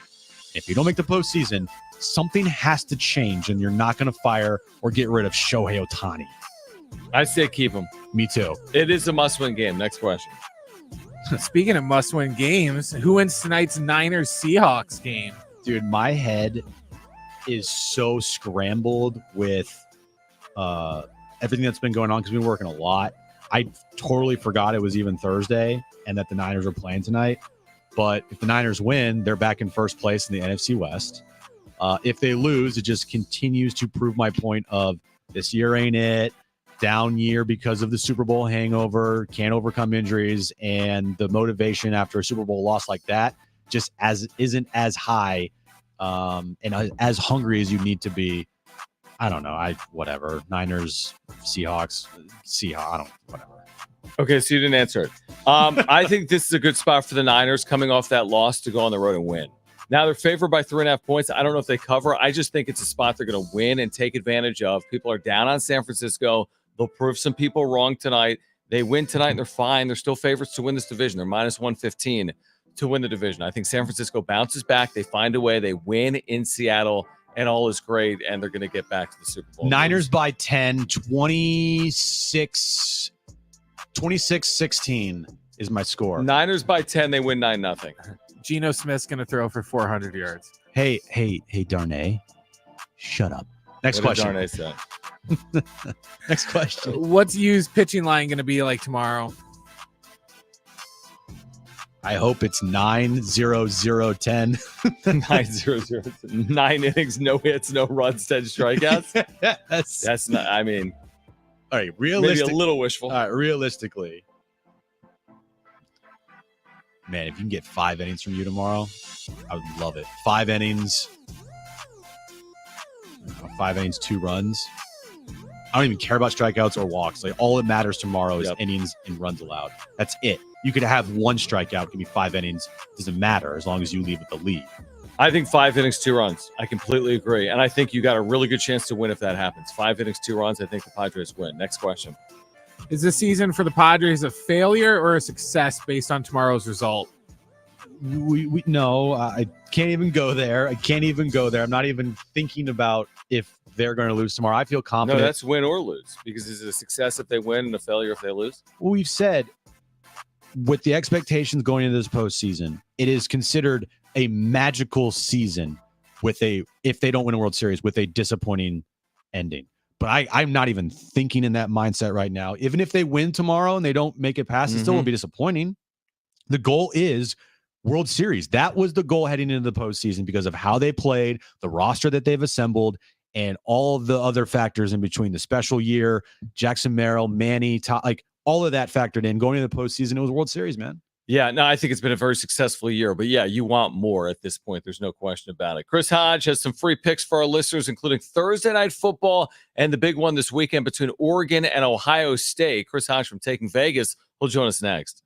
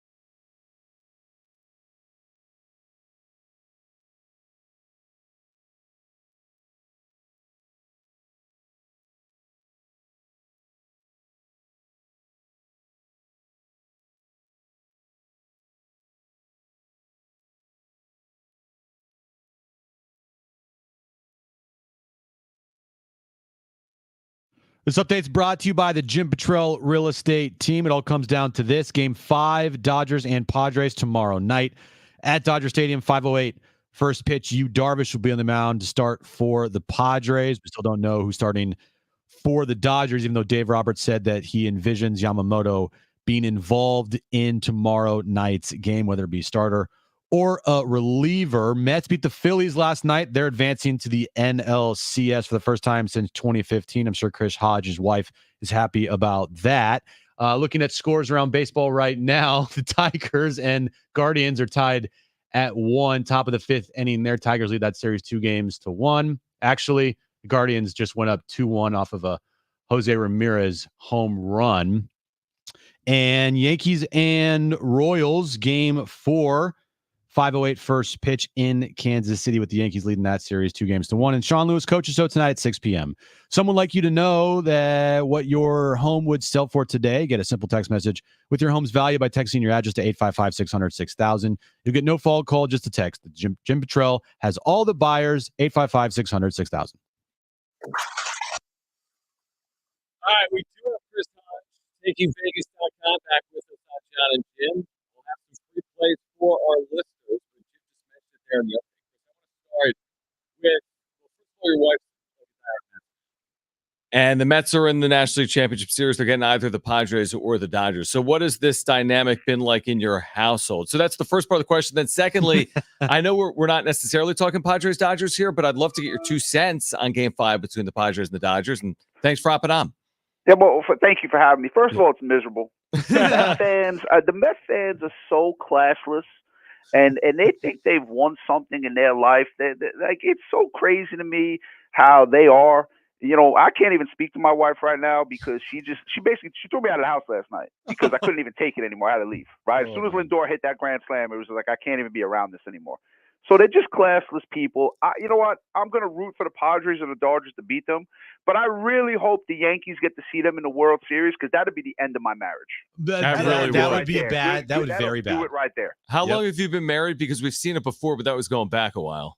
I've been with her for 26 years. Yeah, 2000 wasn't great for me. I pretty much said that wasn't good. But that was early. I had to deal with that nonsense. But, oh, boy, the trash talking she's going with right now. She's listening to this right now, and she knows. Like, they're just classless people. It is what it is. All right, Chris Hodge taking Vegas is with us. You had a couple of winners on your text line last week for our listeners. I think you had the Falcons. You also had Navy in college football. Now, if you want tonight's game, Niners Seahawks, all you got to do is text WIN, the word WIN, W-I-N, to 545454. Love to get your opinion on this one. And again, Niners Seahawks tonight, Thursday Night Football, and let our listeners know how they can get that game for free. I mean, Shanahan's got to start closing out some games. I mean, this guy's record being up, double digits. It's just like the 49ers go up by 10 or 14 and then just forget how to play football. That was a terrible job. We weren't on the game either which way last week against Arizona. But that's just a terrible job by them, not winning that game at home and all the mistakes. Then the Seattle Seahawks lose to the Giants, who can't do anything right. So you have 2 teams coming off really bad losses and one team that just can't figure out how to put teams away, whether it be the Super Bowl or regular season. They just can't put teams away. So very interesting game. San Francisco -3.5. We have this game for free, like you just said. You text the word WIN to the number 545454. Not only will you get this play, but on Saturday, you will automatically, you don't even have to do anything for this, you will automatically receive our free pick for Saturday as well. So it's 2 free picks if you text the word WIN to the number 545454. Heading over to college football before we get back to the NFL. The game of the week, Ohio State. What do you got in this one? It's very interesting. Ohio State, if you look at their last 2 regular seasons, I'm not including the bowl games when everything goes haywire with people in the portal and not playing. You look at their last 2 regular seasons, the only team to beat them was a very, very good Michigan team. Okay, that's the only team that beat Ohio State in the regular season in the last 2 years. And you look at Oregon, they lose those 2 games to Washington last year. A couple years ago, they got pasted by Georgia. They just haven't played well in big games. It's like they're a good football team, but when the moment comes, it's like they just haven't played well. And there's an issue I think they're going to have in this game. I don't think they're going to be able to contain the defensive line for Ohio State. Ohio State's defensive line is just causing problems all over the place right now. They played Iowa last week. Iowa has a good offensive line. Okay, that's what Iowa was known for. And they couldn't block these dudes. I'm not sold on Dylan Gabriel at quarterback. He's the kid that was from UCF, and then went to Oklahoma. He was the kid that had that terrible knee injury. I'm just not sold on him in big spots. By the way, my wife just texted me. She's such a classless person. It's comical. Great marriage. Yeah, right. I really believe that the game's going to be close early, but Ohio State just has too much talent. And the way their defense is playing, the defense hasn't given up more than like 7 points in a game this year. Like, they're just playing really, really well defensively. So I think they're going to make enough plays on defense. I think it's going to be a great football game. I think at the end of the day, Ohio State wins by 7. So I'm going to lay the 3 and take Ohio State. Yeah, I think it should be a good game as well. Chris Hodge taking Vegas with us right now on Jon and Jim. Let's switch to the NFL. There's an AFC West showdown. You got Chargers in Denver. I think Denver's 3-2. Chargers are 2-2. You've got a free play on this one for our listeners as well. What are you thinking in this one? Yeah, not the most exciting pick here, but like I think the number is too high, and it's 35.5. Like, I think that's too high as a total, because here's what you got in this game. You have the number 1 ranked defense in terms of points per game allowed in the LA Chargers. You have the number 2 ranked defense in the same category with Denver. If you look at their offense, the Chargers are ranked 29th in terms of yards per game. Denver is ranked 28th. So you have 2 very good defenses going against 2 very bad offenses. You look at the Chargers' last 2 games. They had a bye last week, but if you look at their last 2 games, they played good defenses, and they only scored 10 points in each game, right? They played Kansas City. They played Pittsburgh. They only scored 10 points in those 2 games. And if you look at their 2 wins, they beat the Raiders that no one cares about, and they beat the Panthers, who people care about even less. So they're 2-2, and they haven't beat anyone good. Denver is playing really well defensively. And Herbert's got that ankle injury. You got a rookie quarterback on the other side in Bo Nix. I'm just not seeing points scored in this game. And then I think the last time they played, they only scored 25 points. And I don't even think it's going to get to that. I think this game is going to be under 20 points. I think you got room to spare at 35.5. I think the defenses will win the day. Only thing that gets you in this game is the defenses create touchdowns. If that happens, no one can predict it. So we're going to go with the under 35.5. Chris, can you just remind our listeners how difficult and challenging it is to win parlays? It's impossible. That's why FanDuel and DraftKings are billionaires right now. You know, they made $10 billion up through the first 9 months of this year. And this is all, you can go check this out, Google it, check it out, how much FanDuel and DraftKings made.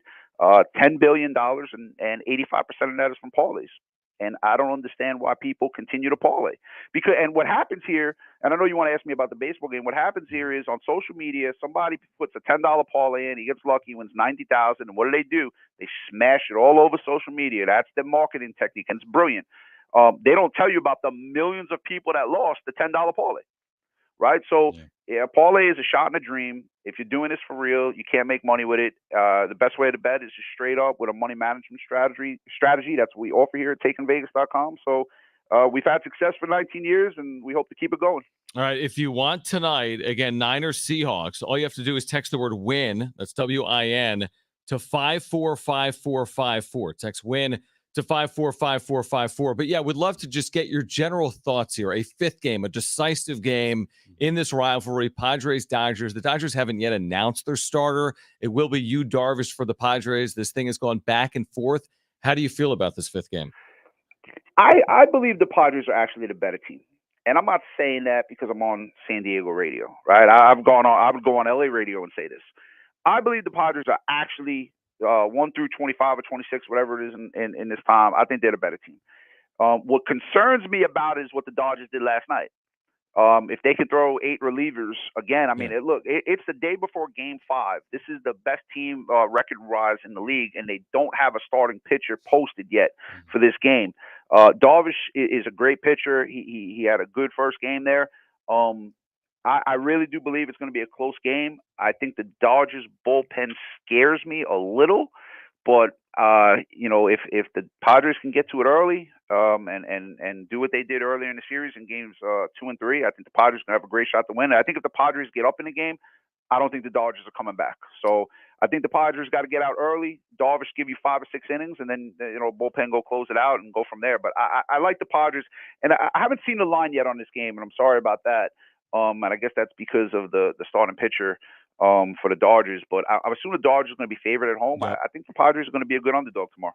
All right, Chris Hodge taking Vegas, who do it each and every Thursday. And again, if you want tonight's game, Niners Seahawks, you can grab it right now for free by texting WIN to 545454. Chris, thank you, and let's do it again next week, all right?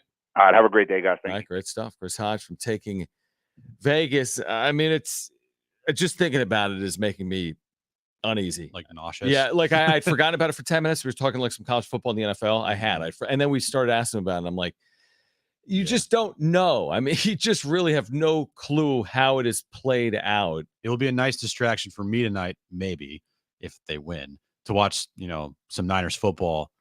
But then the second you wake up tomorrow morning, you're like, oh, man, this thing could be over tonight. This magical season could be done. That's a great point. This group with like Merrill as a rookie and the way they've come together, like you go up there not knowing if it's the last time you play together as this team tomorrow night. You just don't know.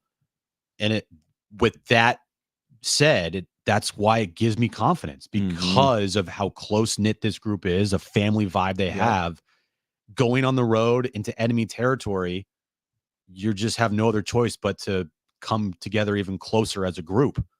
Find a way. All right, call right now if you want a free 4-pack of tickets to SeaWorld's Howl O Scream. It's going on now through November 2nd. This is a great giveaway valued at hundreds of dollars. We have a free 4-pack of tickets to SeaWorld's Halloween event. It is San Diego's largest nighttime Halloween event. SeaWorld's Howl O Scream now through November 2nd. The number to call if you want those tickets is 877-767-4760. Now, you need to play trivia. First two callers will be our contestants. So we'll play trivia on the other side. First two callers are our contestants. 877-767-4760. Plus, we have Cynthia Freeland from the NFL Network joining us at 5:30. This is Jon and Jim.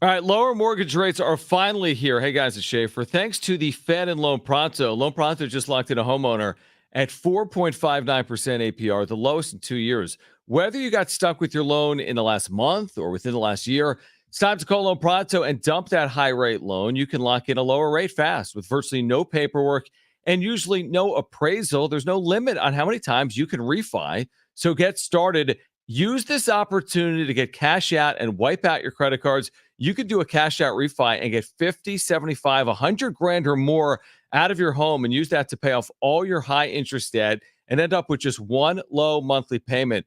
If you act now, you can even skip your next 2 house payments.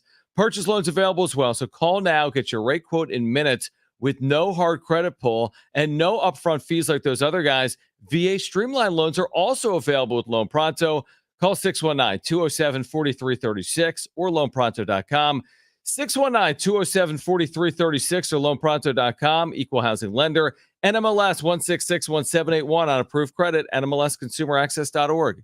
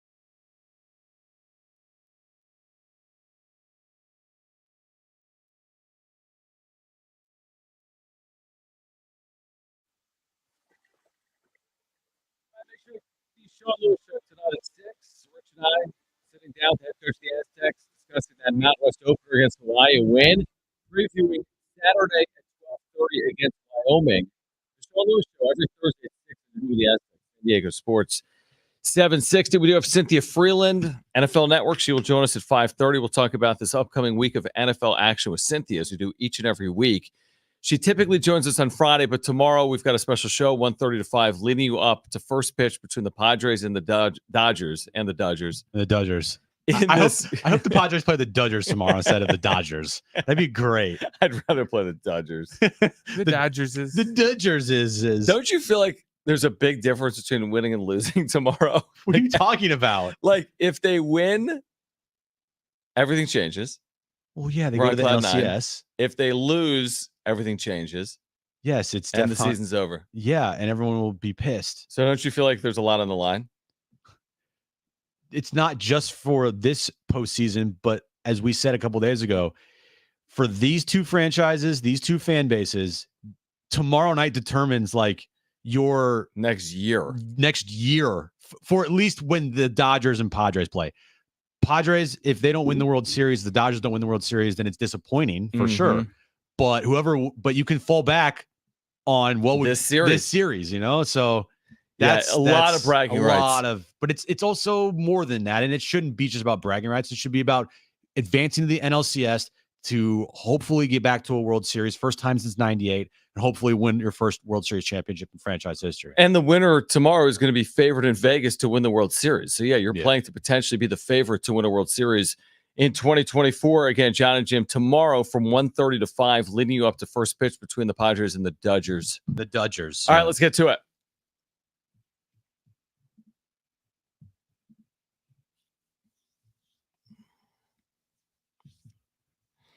All right, 3 questions, 2 contestants, 1 lifeline. Today's 2 contestants, we have Bill and we have Alejandro. Bill, you called in first. We have your choice of Jon or Jim. Who do you want to go with? Jon, please. All right. Smart. Bill and Jon. Alejandro, you get me, okay? You there? Yes, I'm here. All right, perfect. Brent, what is the question of the day? All right, did you guys know that the Padres face the Dodgers in Game 5 of the NLCS? I thought they were facing tomorrow? the Dodgers. Is that today or tomorrow? Saturday? Yeah, it's tomorrow. Okay. Today's question, can you name these 6 Padres that have hit a home run this postseason? So there's been 6 Padres that have hit at least 1 home run this postseason. Name them. All right.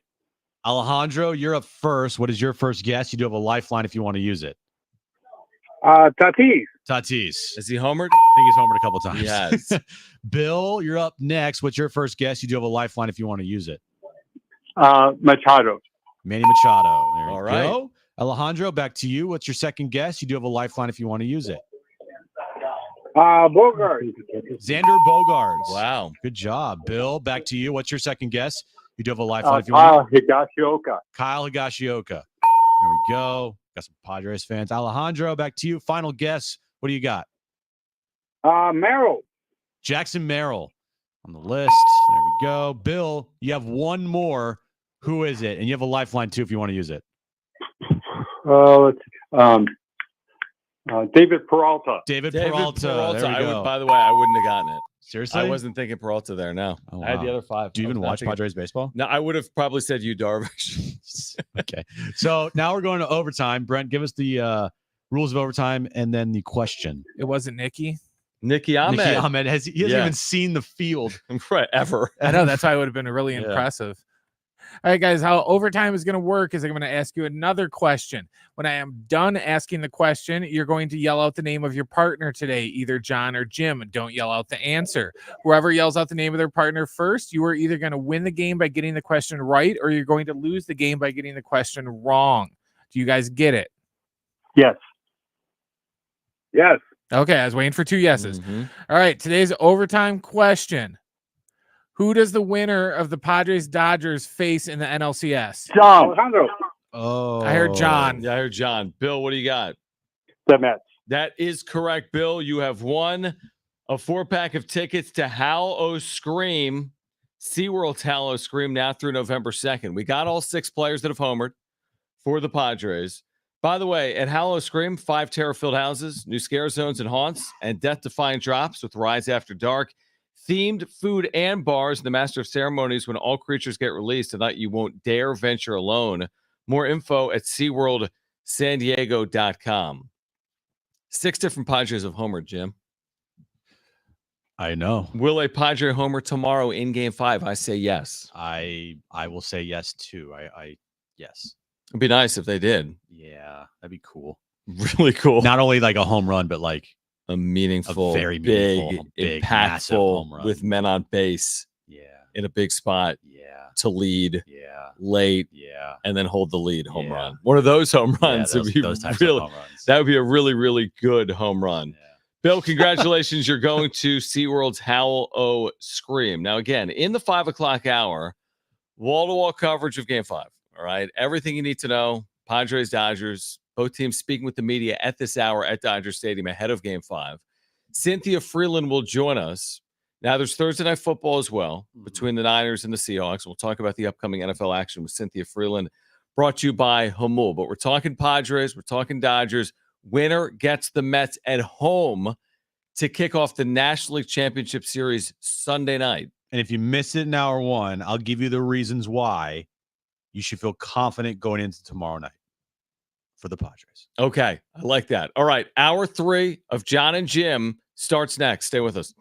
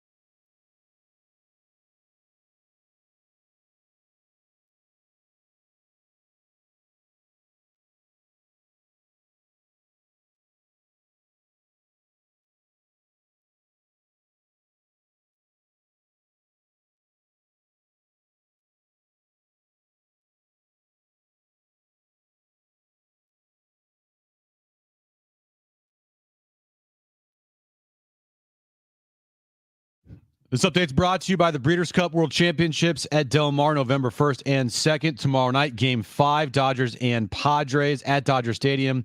5:08 first pitch. U Darvish will start for the Padres. We don't yet know who will start for the Dodgers, but Dave Roberts said that he believes that Yoshinobu Yamamoto will be involved in tomorrow night's game. Mets are moving on to the NLCS, so that means the winner of the Padres-Dodgers series will host Game 1 on Sunday. Right now, Tigers and Guardians, Game 4 in Detroit.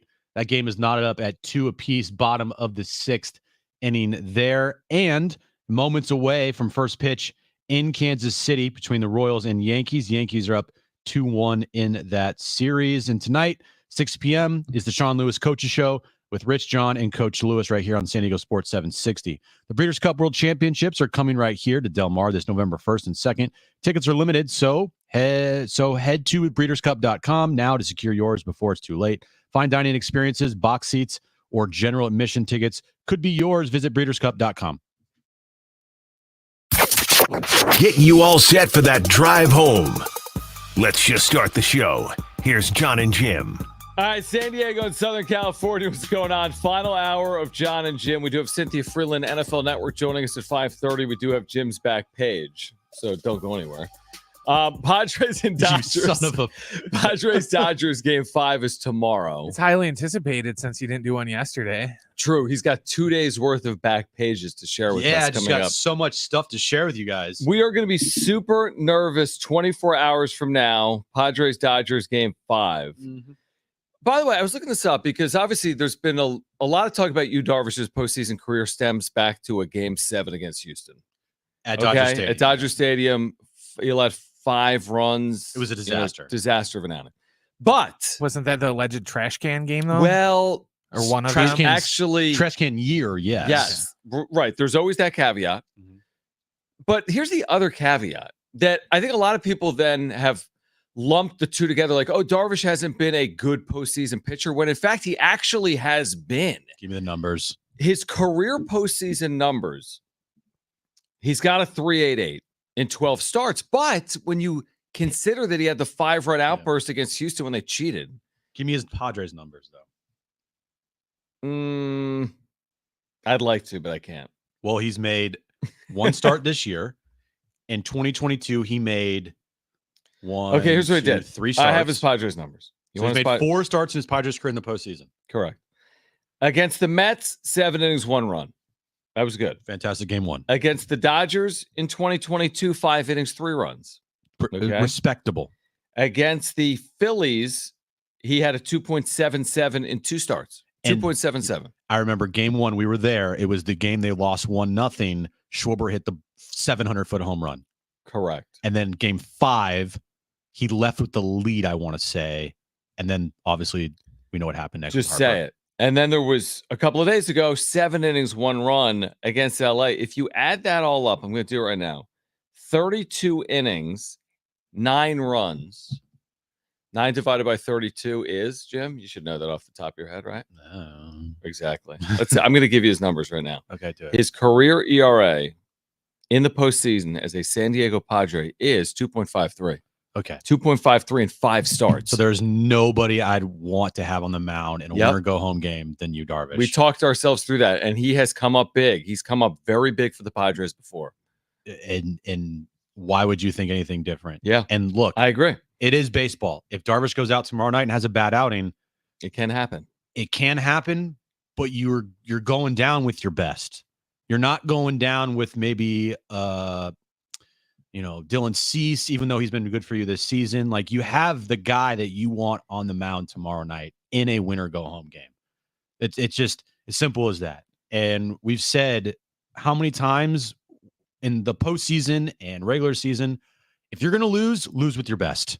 If you're going to have a situation in late innings where you're trying to be tricky or whatever and not use your closer, I'd rather just have you use your closer. And if it doesn't work, it doesn't work. Same thing with starters. You use your best. If it doesn't work, it doesn't work. But you're going down with U Darvish, or you're going to advance with U Darvish.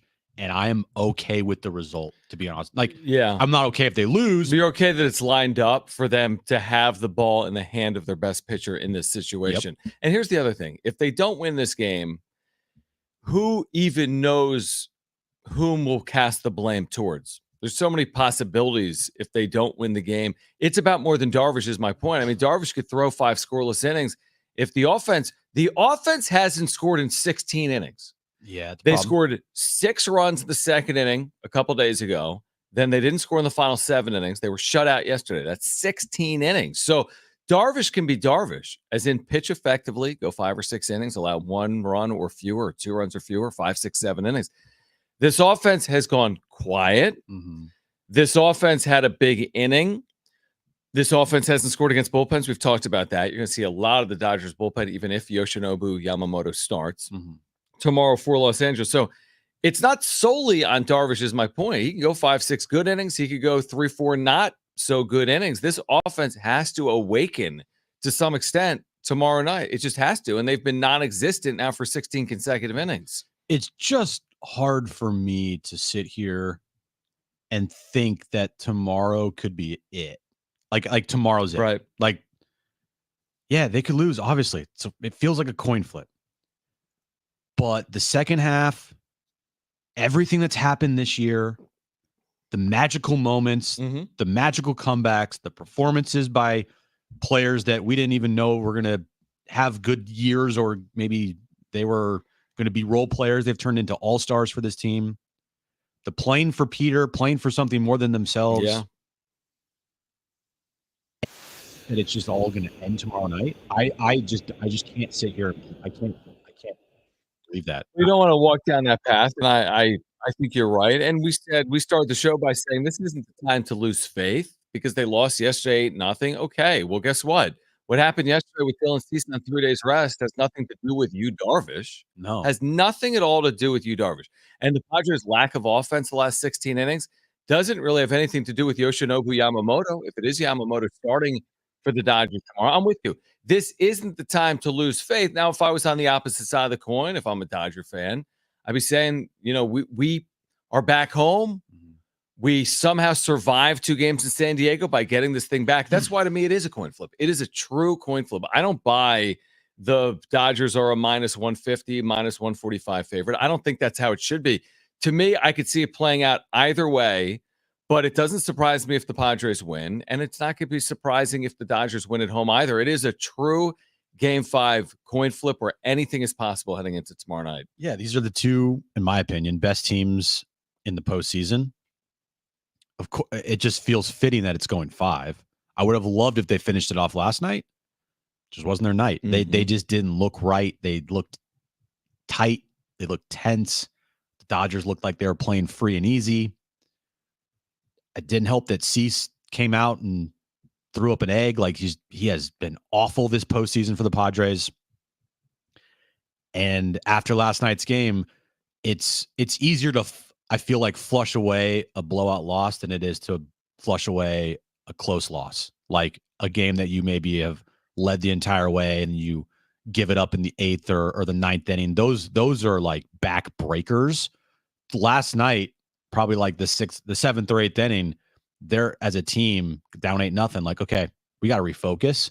We're not going to give up at bats here, but we're refocusing. And to me, it's almost easier to flush away an 8-0 loss than to flush away a 3-2 loss where you led the entire game and lost it in the 9th. I buy that. Yeah. But also you didn't chase it down with Suarez. Yeah. And Adam Scott, Suarez did not pitch. Yeah, you're right. I mean, if it's 2-2 all night and you're using all those guys and you're chasing, you just need a run and then you end up on the wrong side. Then it's a tough pill to swallow. You're kind of where the Dodgers are because they've used their high leverage guys, to Kyle's point, 3 times in 4 games, where the Padres have used them 2 times in 4 games. So maybe that's an advantage to the Padres heading into Game 5. Should you have used a Jeremiah Estrada yesterday? Like, probably not. Probably not. And Kyle Glazer kind of spoke to that point earlier. If you missed it, you can find it at sportssd.com. But guess what? You didn't use Jason Adam. You didn't use Tanner Scott. You didn't use Robert Suarez. So that hopefully is to their advantage. And the 2 losses in this series are the 2 games that Mike Schilt got out managed pretty easily as well. I thought Game 1, Mike Schilt got out managed, and I thought last night Mike Schilt got out managed by, of all people, Dave Roberts. I get it. And the 2 games they won, I thought, obviously, you can look at some things there where it went the Padres' way and Sunday night, and then rolling into Tuesday. Tuesday felt like an avalanche game where I would have been surprised if they lost that just because of everything that happened in the last 24 hours in that game. But then last night, the Dodgers showed some fight. They did. They actually showed some fight for once in the postseason. Now it's your turn to respond, and you've done it all year. Your backs have been up against the wall a lot this season. At one point, you were 50-50 in the year, and you ripped off the best second half, one of the best second halves in baseball, and one of the best second halves truly in Padres history. You've dealt with every situation this season. You've overcome every situation this season. Go out there tomorrow night, play free and easy, and go win a baseball game and advance to the NLCS. And fuel off all of the hatred in the building. Yes. And I'm not saying you have to make it personal. You got enough to play for. It's game 5. It doesn't have to be drama filled. It doesn't have to be they took advantage of trash being thrown on the field or they felt slighted by some player or manager or coach. But feed off the negative energy and use it to your advantage. I felt that in game 2. I felt the drama play a role in game 3. We got back to baseball in game 4. Game 1, too. I mean, that 5-3 lead. Right. But we got back to we forgot about the drama for a moment and the Dodgers just took care of business. And I don't think the story tomorrow night is going to be like the Padres won because the crowd threw something on the field. I want to see the Padres, to your point, play free and loose. I think they play free and loose a lot when they're feeding off the energy in a building. Yeah. And at home last night, it looked tight. Yep. It felt tight over the TV. They've led in 3 of the 4 games this series. Last night was a clunker, but they had a lead in game 1. Obviously, we know what happened in game 2 and then game 3. So they've held the lead in 3 of the 4 games this series. Yeah. I don't expect something to change tomorrow night. I expect them to hold a lead at some point in tomorrow night's game. Can they keep that? Can they hold the line? And when does it happen? If it happens early on, that's a tough task to make sure that lead holds all night long. You're probably going to have to go a little bit back and forth. But if you end up gaining the lead in like the 6th or the 5th inning, that's the time of the game where you can stress out the back of your bullpen to try to hold whatever lead you have to try to win that game. All right. Jim has reasons why, if you're a Padres fan, you should be optimistic that he'll share on the other side if you missed it earlier. By the way, Detroit has moved to within 9 outs. Look at your Tigers, bro. Of advancing to the American League Championship Series. They lead the Guardians in the top of the 7th inning in Detroit 3-2. So far from over. But in the 7th, Detroit at home is leading. They are 9 outs, make it 8 outs away from moving on. The Yankees are a game away from moving on. The Mets have already advanced. And again, the Padres and the Dodgers will play that crucial, decisive Game 5 tomorrow at 5:08 p.m. On the other side, Jim has reasons for Padres fans not to lose faith. Cynthia Freeland, NFL Network, will join us at 5:30. We do have the back page still to come. This is the final hour of Jon and Jim. Stay with us.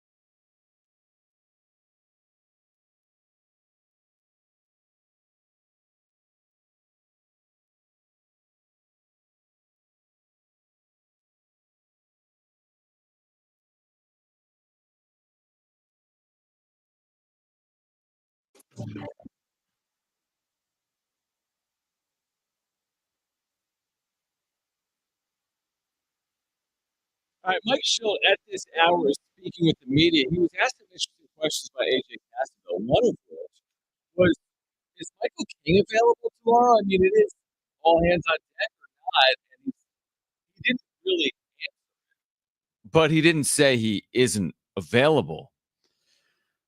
If he pitched really well game 3, which he did not, he did retire the final 8. He was fine, but he wasn't great. No, the second inning, not good. Right. Or no, it was the third inning. The right? third inning Sorry, with the third grand inning. slam. Sorry, yeah. the third inning. Third inning was not good.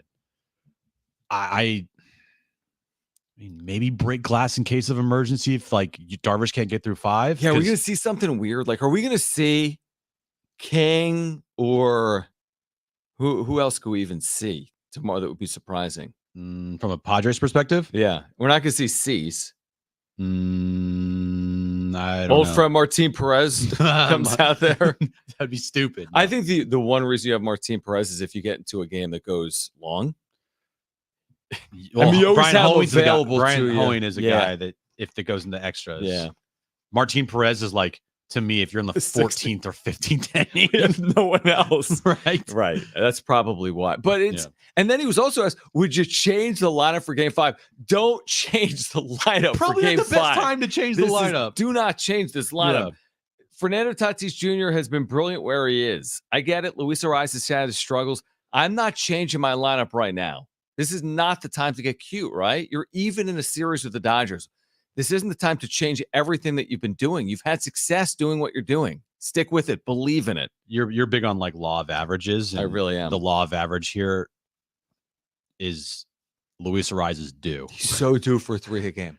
He's due. And if you get a due game from Luis Ariz with Tatis behind him, oh my, it's just yes, that's exactly right. Then it makes everything so much easier for your offense to work. Yeah, I just want 3 hits from Ariz, a homer, and a double from Tatis. Yeah, that's not a lot That's to easy. ask. San Diego Sports 760 has 13 chances for you to win $1,000 every weekday with the inflation vacation. Listen for the nationwide keyword at the top of every hour from 6 a.m. through 6 p.m. Then enter it at sportssd.com. All right, if you're a bit dejected after last night, and you're a Padres fan, and if you missed this earlier, Jim has some reasons for optimism. Jim, of all people, has reasons for optimism heading into game 5. Yeah, and there's a lot. I think when you look at tomorrow night, a lot of people are nervous, as they should be. A lot of people last night were saying season's over. After the game, yeah. After the game. Yep.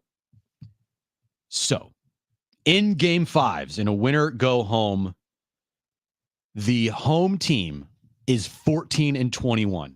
Right, so the home team's been bad.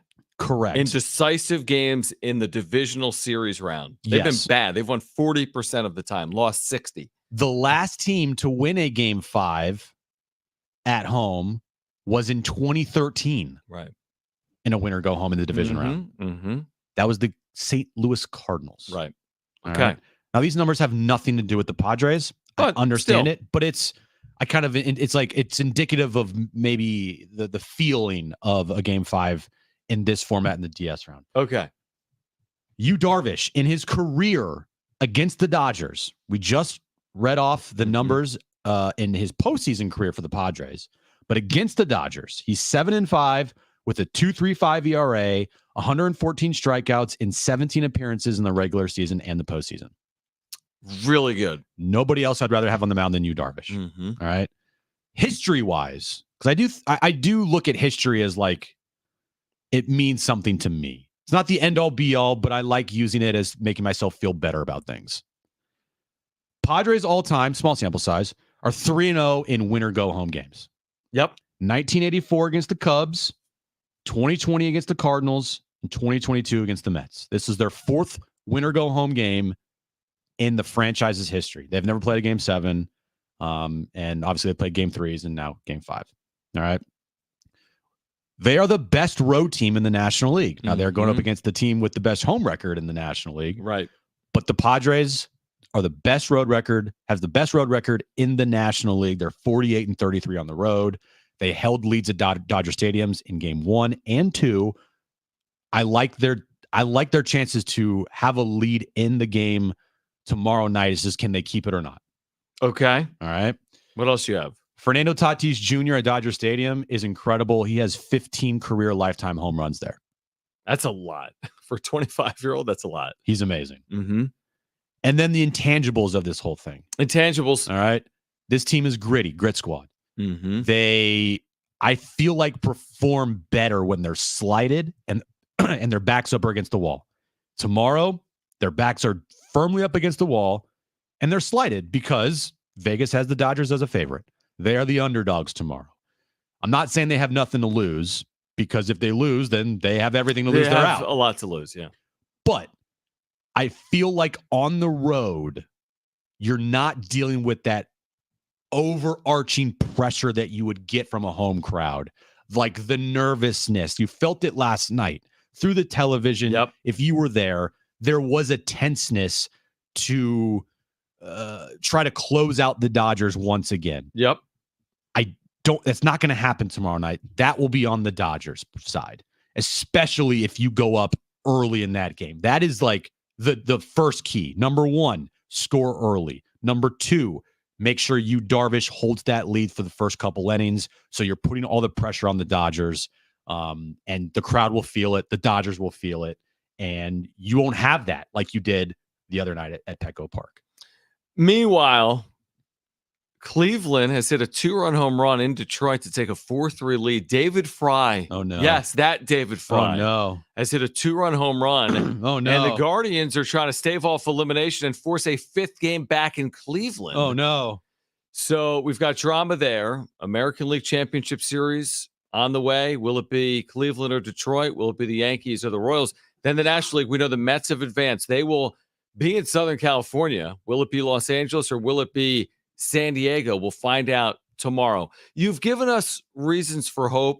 And truthfully, if you've watched the Padres all season long, that's all you need to know. You've watched them. You've seen what they've done. They've overcome adversity. They've come back from big deficits. They've suffered 4 or 5 game losing streaks and bounced back from those. They've had their backs previously against walls, and they've responded. Now, this is the biggest spot of the year, obviously, and you're in Los Angeles, and win or go home literally tomorrow night. But why not again from the? I'm not betting against Jack Tatis Jr., Manny Machado, and U Darvish. I'm just not. If they get beat, they get beat. That's how sports work. Yeah. So we don't know if they're going to win or not, but I can't bet against them in this spot because they've proven a lot of people wrong this year. Nobody saw a 93-win Padre team to start this year, especially when they were 50-50. Do it one more time. Keep this season alive. Do it one more time. Keep proving people wrong. And the number of home teams in a game 5 being 14-21. Yeah. And that should just give you all the reason in the world to believe that it can happen tomorrow night. Mm-hmm. It has nothing to do with tomorrow night, but it kind of has everything to do with how you should feel going into that game, knowing that Padres have a chance, bro. Padres have a chance. And I would be shocked if the final score tomorrow night was like the final score last night. Agreed. 8-0 Dodgers. I just don't think they're going to play like that. They have too much pride. They are a gritty team. They're a family. They have too much. Like, I just think like that special it factor to them. That tomorrow night that this is going to be a clunker. I don't think that. I just feel like they're going to come through tomorrow night. Cynthia Freeland, NFL Network on the other side to get us ready for this weekend in the National Football League. We have Jim's back page. Cynthia Freeland, analytics expert, NFL Network. She'll join us next.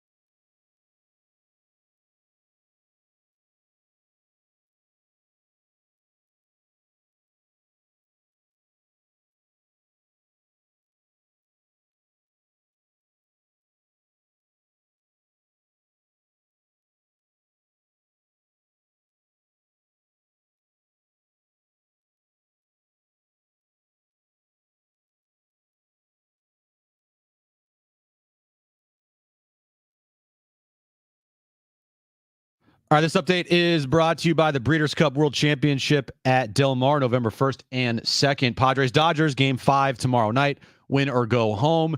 5:08 first pitch. U Darvish on the mound to start for the Padres. You don't know yet who will start for the Dodgers. Other scores around baseball. Cleveland is just taking a 4-3 lead over the Tigers, bottom 7 there. Tigers lead that series 2-1. So Cleveland looking to force a Game 5. And Yankees and Royals, Game 4 in Kansas City. With the Yankees leading that series 2-1. They lead the game today 1-0. And the Sean Lewis Coaches Show is tonight, 6 p.m. right here on San Diego Sports 760. The Breeders' Cup World Championships are coming right here to Del Mar this November 1st and 2nd. Tickets are limited, so head to breederscup.com now to secure yours before it's too late. Fine dining experiences, box seats, or general admission tickets could be yours. Visit breedercup.com today. All right, week 6,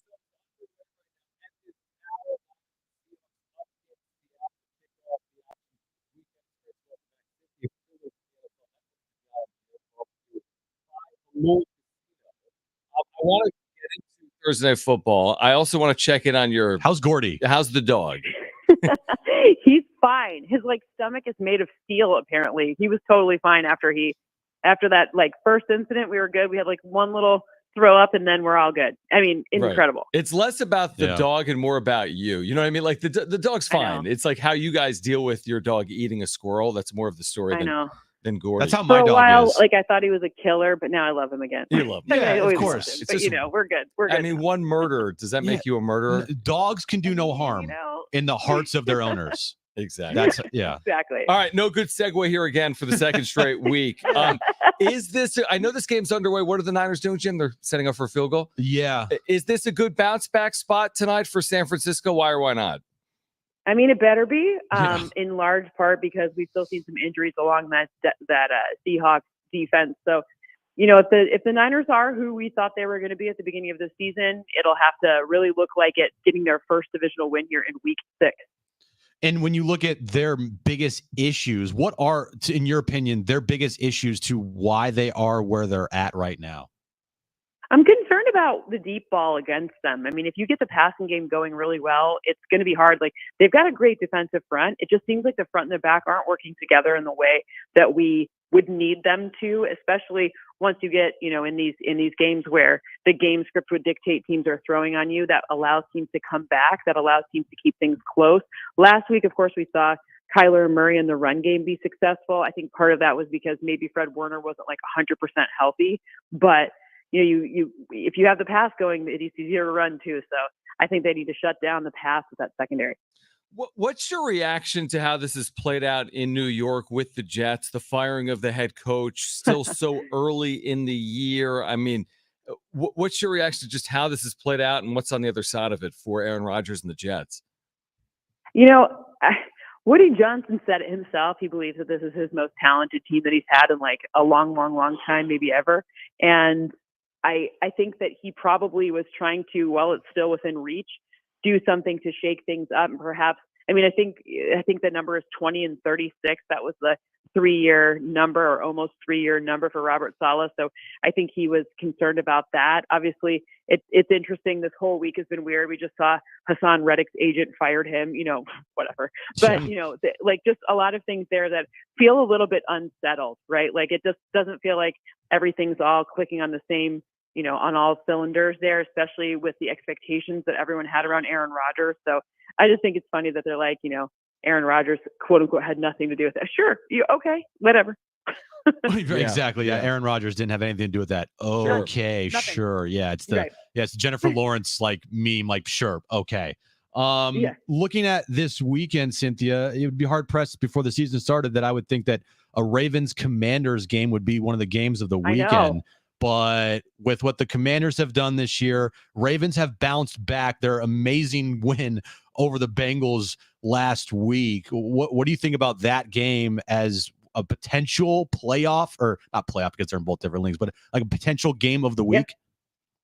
I mean, to me, had the Cowboys not won the the game last week in the very last seconds against the Steelers, and that rematch against the Lions, which was so dramatic last year with the flag and all that, whatever. So to me, that one like edges it out only because of the drama from last year. But if not, if the Cowboys hadn't won that one, I think this would have been the clear-cut favorite for it.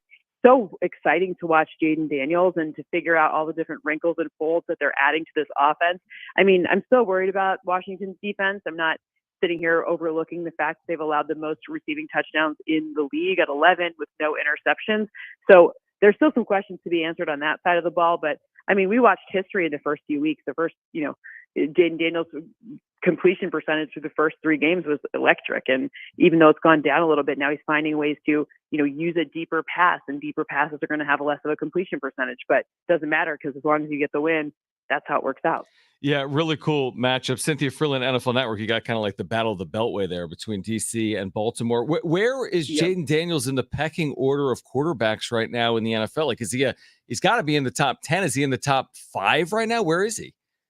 It's very hard. I'm a data person, so until you've played enough games, taken enough snaps, it's very hard for me to like put you up there in that super elite category because there's this thing that happens once defenses start making game plans specifically for your set of skills. And that is, you have to then adapt, right? People are maybe underestimating how good CJ Stroud is playing this year because his arm angle is still the same velocity, all these different looks, still the same results. He's doing a very good job, even though it doesn't look the same way it looked necessarily last year. So it's all about, I want to see what happens now. I mean, he's certainly in the trajectory to be one of the greats. Like he started off strong, but let's just see once defenses have game plans for him. You mentioned the Lions-Cowboys game, and that game is, I think it's one of the best games of the weekend as well. Lions looking to maybe stamp their place as maybe the best team in the NFC if they can overtake the Cowboys on the road. But this is a big game for the Cowboys as well. How do you see that game playing out here, Cynthia? I mean, if no Micah Parsons, no DeMarcus Lawrence, the opportunity for Jared Goff to be kept clean, especially with Frank Ragnow, his center back, like that really helps. The run game for the Lions is what they want to do. They're in the top 5 and rushes in terms of attempts and also success rate with runs. They're top 3 for that. So, that is their bread and butter. They want to work off of that. I do think that, we'll see a little bit more Sam Laporta in this game just because as he gets more healthy, they probably want to establish some of that chemistry back. But look, Dak Prescott is nothing to be messed with. And when he's under pressure, it doesn't matter. He's great. He's money under pressure. The problem is without Brandon Cooks, I don't know if week in and week out, Jalen Tolbert tricks are going to work, right? Not to say that the Lions defense is world beating, but they have improved just enough where some of those tricks maybe won't work in the second week when we've seen them now and they're on tape like we saw against the Steelers. Cynthia Freeland, NFL Network, with us right now on Jon and Jim. Is this an important spot for the Chargers? Because they're coming off the bye. They're in Denver. I think 3 of their next 4 on the road. Denver, Arizona, and Cleveland among their next 4 games. 3 of those are on the road. I mean, how important is this? It's still, quote unquote, early, but this has got to be important because they've lost 2 straight. I mean, dialing it back just a little bit, no Harbaugh, John or Jim, but especially Jim is going to say any game's not super important. Right. But if we don't see Joe Alt and we don't see Rashawn Slater, the opportunity becomes a lot different to win the football game because that O-line is super necessary, especially when they're developing the chemistry with the wide receiving core. This is not a world-beating wide receiver core yet. They're not there yet. So when you're facing a defense that blitzes, and by the way, the Broncos blitz 54% of the time on first down. That is an absurd number on first down. They don't do it because they can't get a pass rush. They do it because they trust their secondary so much. I mean, you saw that Pat Surtain 100-yard interception pick 6. Like that's not because Pat Surtain was incredibly lucky. It was also because their style of play really trusts that back end, Riley Moss and Pat Surtain. So I don't know if I think this one's as this is not the one where if they lose, you're like, oh no, things are terrible, right? This defense is really tough. This is this is a defensive battle to me. Both sides have great defenses, and it's going to be one as to whose defense can help them out just a little bit more, as opposed to, we need to see Justin Herbert start slinging it downfield. No, not yet. Not without Joe Alton, not without Rashawn Slater. If the Bengals lose to the Giants here, I mean, we can then say it's pretty much, not It's over. I mean, even though Joe Burrow has been playing amazing, and you can't put any of the blame on him, I feel like. But this is, I mean, come on, right? Must-win game, absolutely, for the Bengals here. I don't know if there's another week 6 must-win game. I think this is the one. I mean, if I'm looking at the other problem is that, I can't believe I'm even saying this, but as of right now, well, I don't know, because I guess one of these two offensive lines could really show up, but they're not even close. The team that's allowing the fewest pressures to their quarterback right now, I can't believe I'm saying it, but it's the Cincinnati Bengals. What? Yeah. But, part of that is the fact that teams are beating them, so they're running more, et cetera. But the reality is, this is not Joe Burrow or the offense's fault. They picked Marius Mims. He's done well at right tackle. Their left tackles, among the top 3 in the league. It is not the offense's fault. They can't get consistent. The run game could be a little more consistent. They've been injured. Okay, whatever. But if that were the case and they could stop the run on defense, even just a little bit more, I'm not saying turn into, a Todd Bowles circa, when he had the best run defense in the league type of thing. I'm talking about just a little bit better, then it would be completely different. Cynthia, we always appreciate it. We're looking forward to this weekend. We're also here in San Diego looking forward to some Padres Dodgers. So we appreciate you joining us on Thursday. Yes. This is a big one tomorrow. Yeah. As you know, it is a big one. So I know. I love baseball in early October, especially when there's so many games all the time, is my absolute favorite. So I mean, I sit here and I'm like, yay! I just want more. I know. We're getting down to the time of year where baseball is the best. It is the best. Yeah. And by the way, before you go, you're a Lions fan? So are you a Tigers fan? I am a Tigers fan, so I'm nervous. We don't give us a lot of nice things in Detroit. So right. I'm just very nervous. All right. Last year the Pistons actually won the same number of games as the Lions. I'm just saying, don't worry. there's always doom and gloom to be had there. There's amazing. Something. There's always something. Cynthia, we appreciate it. We'll do it again next week. So thanks for hopping Absolutely. on. Thanks for having me. Cynthia Freeland with the NFL Network, brought to you by Jamul Casino. 7 restaurants, thrilling games, and a sports pub voted San Diego's best. Jamul Casino is fun above all else. Updates in the ALDS between Cleveland and Detroit on the other side, plus Jim's back page. It's Jon and Jim.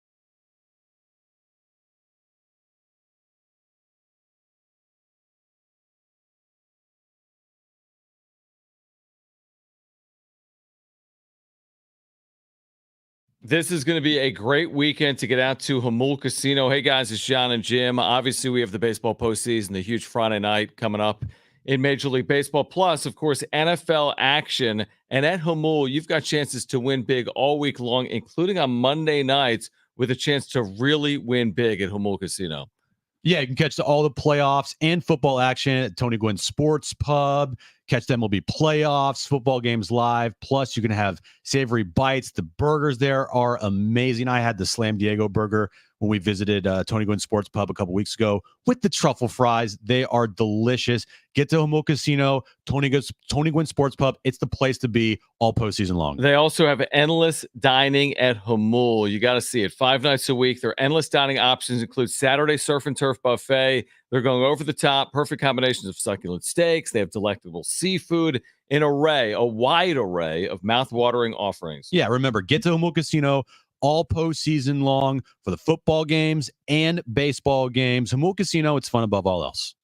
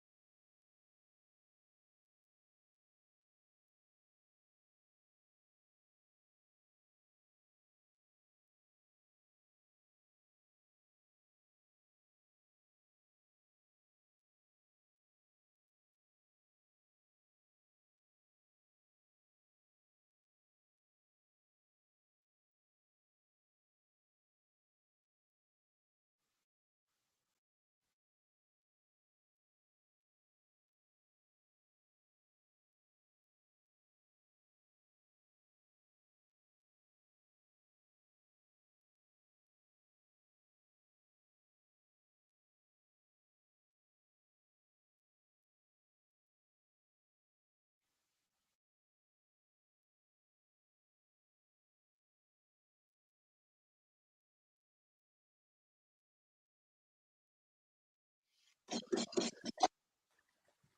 Diego Sports 760 is giving you a chance all week to win a 4-pack of tickets to San Diego's largest nighttime Halloween event, SeaWorld's Howl of Scream. Now through November 2nd, 5 terror-filled houses, new scare zones, and haunts, death-defying drops of rides after dark, themed food and bars, and massive ceremonies with all the creatures get released. A night you won't dare venture alone. For more information, visit SeaWorldSanDiego.com. That's why they're giving you a 4-pack of tickets to bring friends. That's right. I thought it was. I think it's pretty Fighting scary. the last I'm not year. gonna- And your Tigers are making a little bit of noise. Bottom eight, Cynthia Freeland's 4-3. 4-3 Cleveland bottom eight. Tigers spreading was the second one out against Tim Herron. I love Tigers underdog story. I love what Cleveland has done this year, but truthfully, in this series, I'm watching this game and I'm like, who is this? Who? Now, I hyper focus on the Padres so much, but Clase for a 5-out save. Oh my goodness, with 2 on in the 8th. Drama. But again, I'm saying like there's a lot of just, no offense, random guys on these teams. I just Tigers don't have someone with 25 home runs or 75 RBIs. I don't think. I just like because at the trade deadline when they traded Flaherty, everyone's like, "Oh, they're giving up." Yeah, they were, and then it's just like, well, they're fine. They had a 0.2% chance of making the postseason August 1st, and they're a win away from the NLCS, ALCS, or the ALCS. Sorry. All right, let's get to it.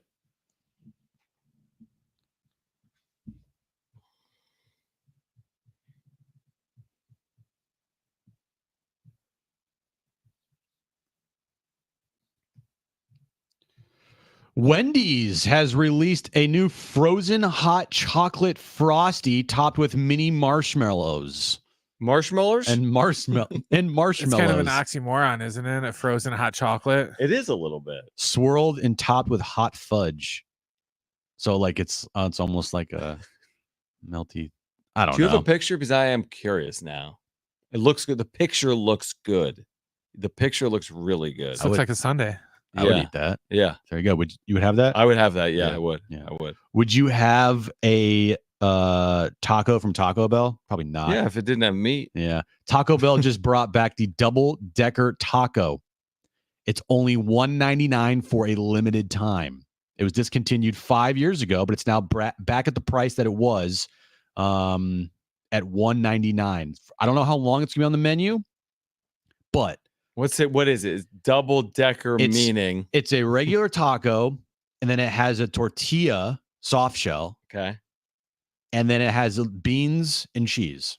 Like, so it looks like this. So it's like yeah, it looks good. It's like a cheesy gordita crunch. Instead, it's like beans instead of cheese. That looks really good. Did you like the double-decker tacos, Brent? Yeah, I love those. Those are like my favorite. We had Taco Bell last night, and I after the show, I went to Taco Bell. You picked it up for Erin. Yeah, she loves Crunchwrap Supremes. And let's just say, for me at least, it was not. It didn't sit well? Did not sit well. Didn't sit well. Right? Shocking. Taco Bell at midnight, it's not the same at 35 than 25. You had it at midnight or you had it for dinner? Because oh no, we had it at midnight. So this is after game 4. Because you guys are hungry and you get Taco Bell at midnight after the wrap-up show. Because I mentioned to Erin, what's wrong with that? I mentioned to Erin that I was like really craving for some reason Taco Bell. Right. Because I had food at the Naughty Barrel, and then I came home. Right, you're hungry 5 hours later. I'm not good with stress eating. I just don't eat when I'm stressed. Right. So I can't eat during like a big game. And then you're hungry. So I'm hungry. But was Erin sleeping after? I mean, this is now late after the wrap-up show. It's like 11 o'clock. Did you wake her, or she knew that Taco Bell was happening? She's changed her work schedule around, so she has to be up at 7 a.m. every morning.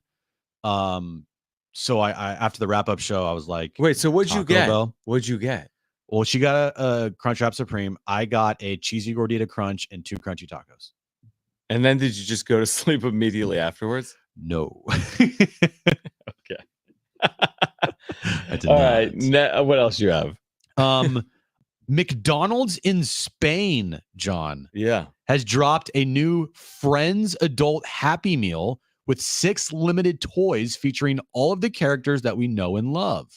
Joey, Ross, Chandler, Rachel, and Phoebe. And that was big in Spain, that show as well, I guess. Well, I'm thinking to myself, Yeah, it just came out in Spain, actually. Right? why is this not happening in the States? US? I don't know. I mean, you get these little like Funko Pops of the Friends characters in a adult Happy Meal with like a quarter pounder, fries, and a drink. If you want it, go to Madrid. Go to Madrid. Barcelona. Yeah. That's all I got. That's all you got after not having a back page yesterday. Sorry. Oh, now he's watching a Niner run down the field and score a touchdown. Yes, Deebo Samuel, long touchdown run. 10-0. Sorry, not touchdown run. That was a pass. Here come the Niners. Who said this team was going to win a Super Bowl? Can they hold this 10-point lead? Season's back, baby. Let's go. Okay. So the Niners are winning. For a moment, we've all forgotten about Game 5. Not really. No. So, okay, here's your schedule for tomorrow. Yes. What's the schedule for tomorrow? Well, 11 a.m. will be a pregame Bar Cart Friday, Game 5, Padres-Dodgers edition. Okay, so like we're pre-gaming for Padres-Dodgers starting at 11 a.m. The boys are pre-gaming. Big Rich, TD, and Fletch are pre-gaming at 11 a.m., getting you ready Makes sense. for Padres-Dodgers. Then at noon, it'll be the midday matchup with the midday matchup. Okay. It'll be the midday matchup with Fletch and Sammy. Then at 1:30, special start time for Jon and Jim. You're soft. You're not going to be here. Yeah, I'm going to be going to Wyoming. That's right. But for my job, we will get you ready for Padres-Dodgers Game 5, leading you up to first pitch at 5 o'clock. Let me ask you this. Why 1:30? Why not just have Jon and Jim? I'm asking on air, and I don't know the answer. Why not Jon and Jim 2 to 5? Is it 1:30? Is it because Fletch works long days? That's just what happened, Jon. It's just what I was curious. 1:30 is just happened. It just happened that way. All right, so you're going to get started at 1:30. Yeah. And you're going to take us all the way up to first pitch. Yeah. 5:08. Yeah. Game 5. Yeah. Be here tomorrow. And then there will be a special wrap-up show tomorrow night. Jon, you better believe from it. I'll Wyoming, me from here in California. Last time the Padres eliminated the Dodgers in the postseason, I was in Utah. Jon was in Utah at a random hotel. Yep. I was here in San Diego. Once again, Jon's going to be in a random hotel somewhere. In Wyoming. I will be here in San Diego. That's like Utah without the mountains. Right. Yeah. Yeah. But maybe a little less to do. All I have to do is talk about the Padres against the Dodgers in Game 5. Whatever happens, we're going to be there tomorrow. If you missed anything today, really good show. You can check out sportssd.com or the iHeartRadio app or iTunes or TuneIn Radio or Spotify. If you are listening to us on podcast, please leave a review as well. You can find us on social media at Jon and Jim, JONANDJIM. The Sean Lewis Show is next from 6 to 7 with me and Coach Rich Ornberger. Getting you ready for Wyoming this Saturday at 12:30 on San Diego Sports 760. For Brent and Jim, I'm Jon. The Sean Lewis Show is next right here on San Diego Sports 760. Peace out. Bye. Bye-bye.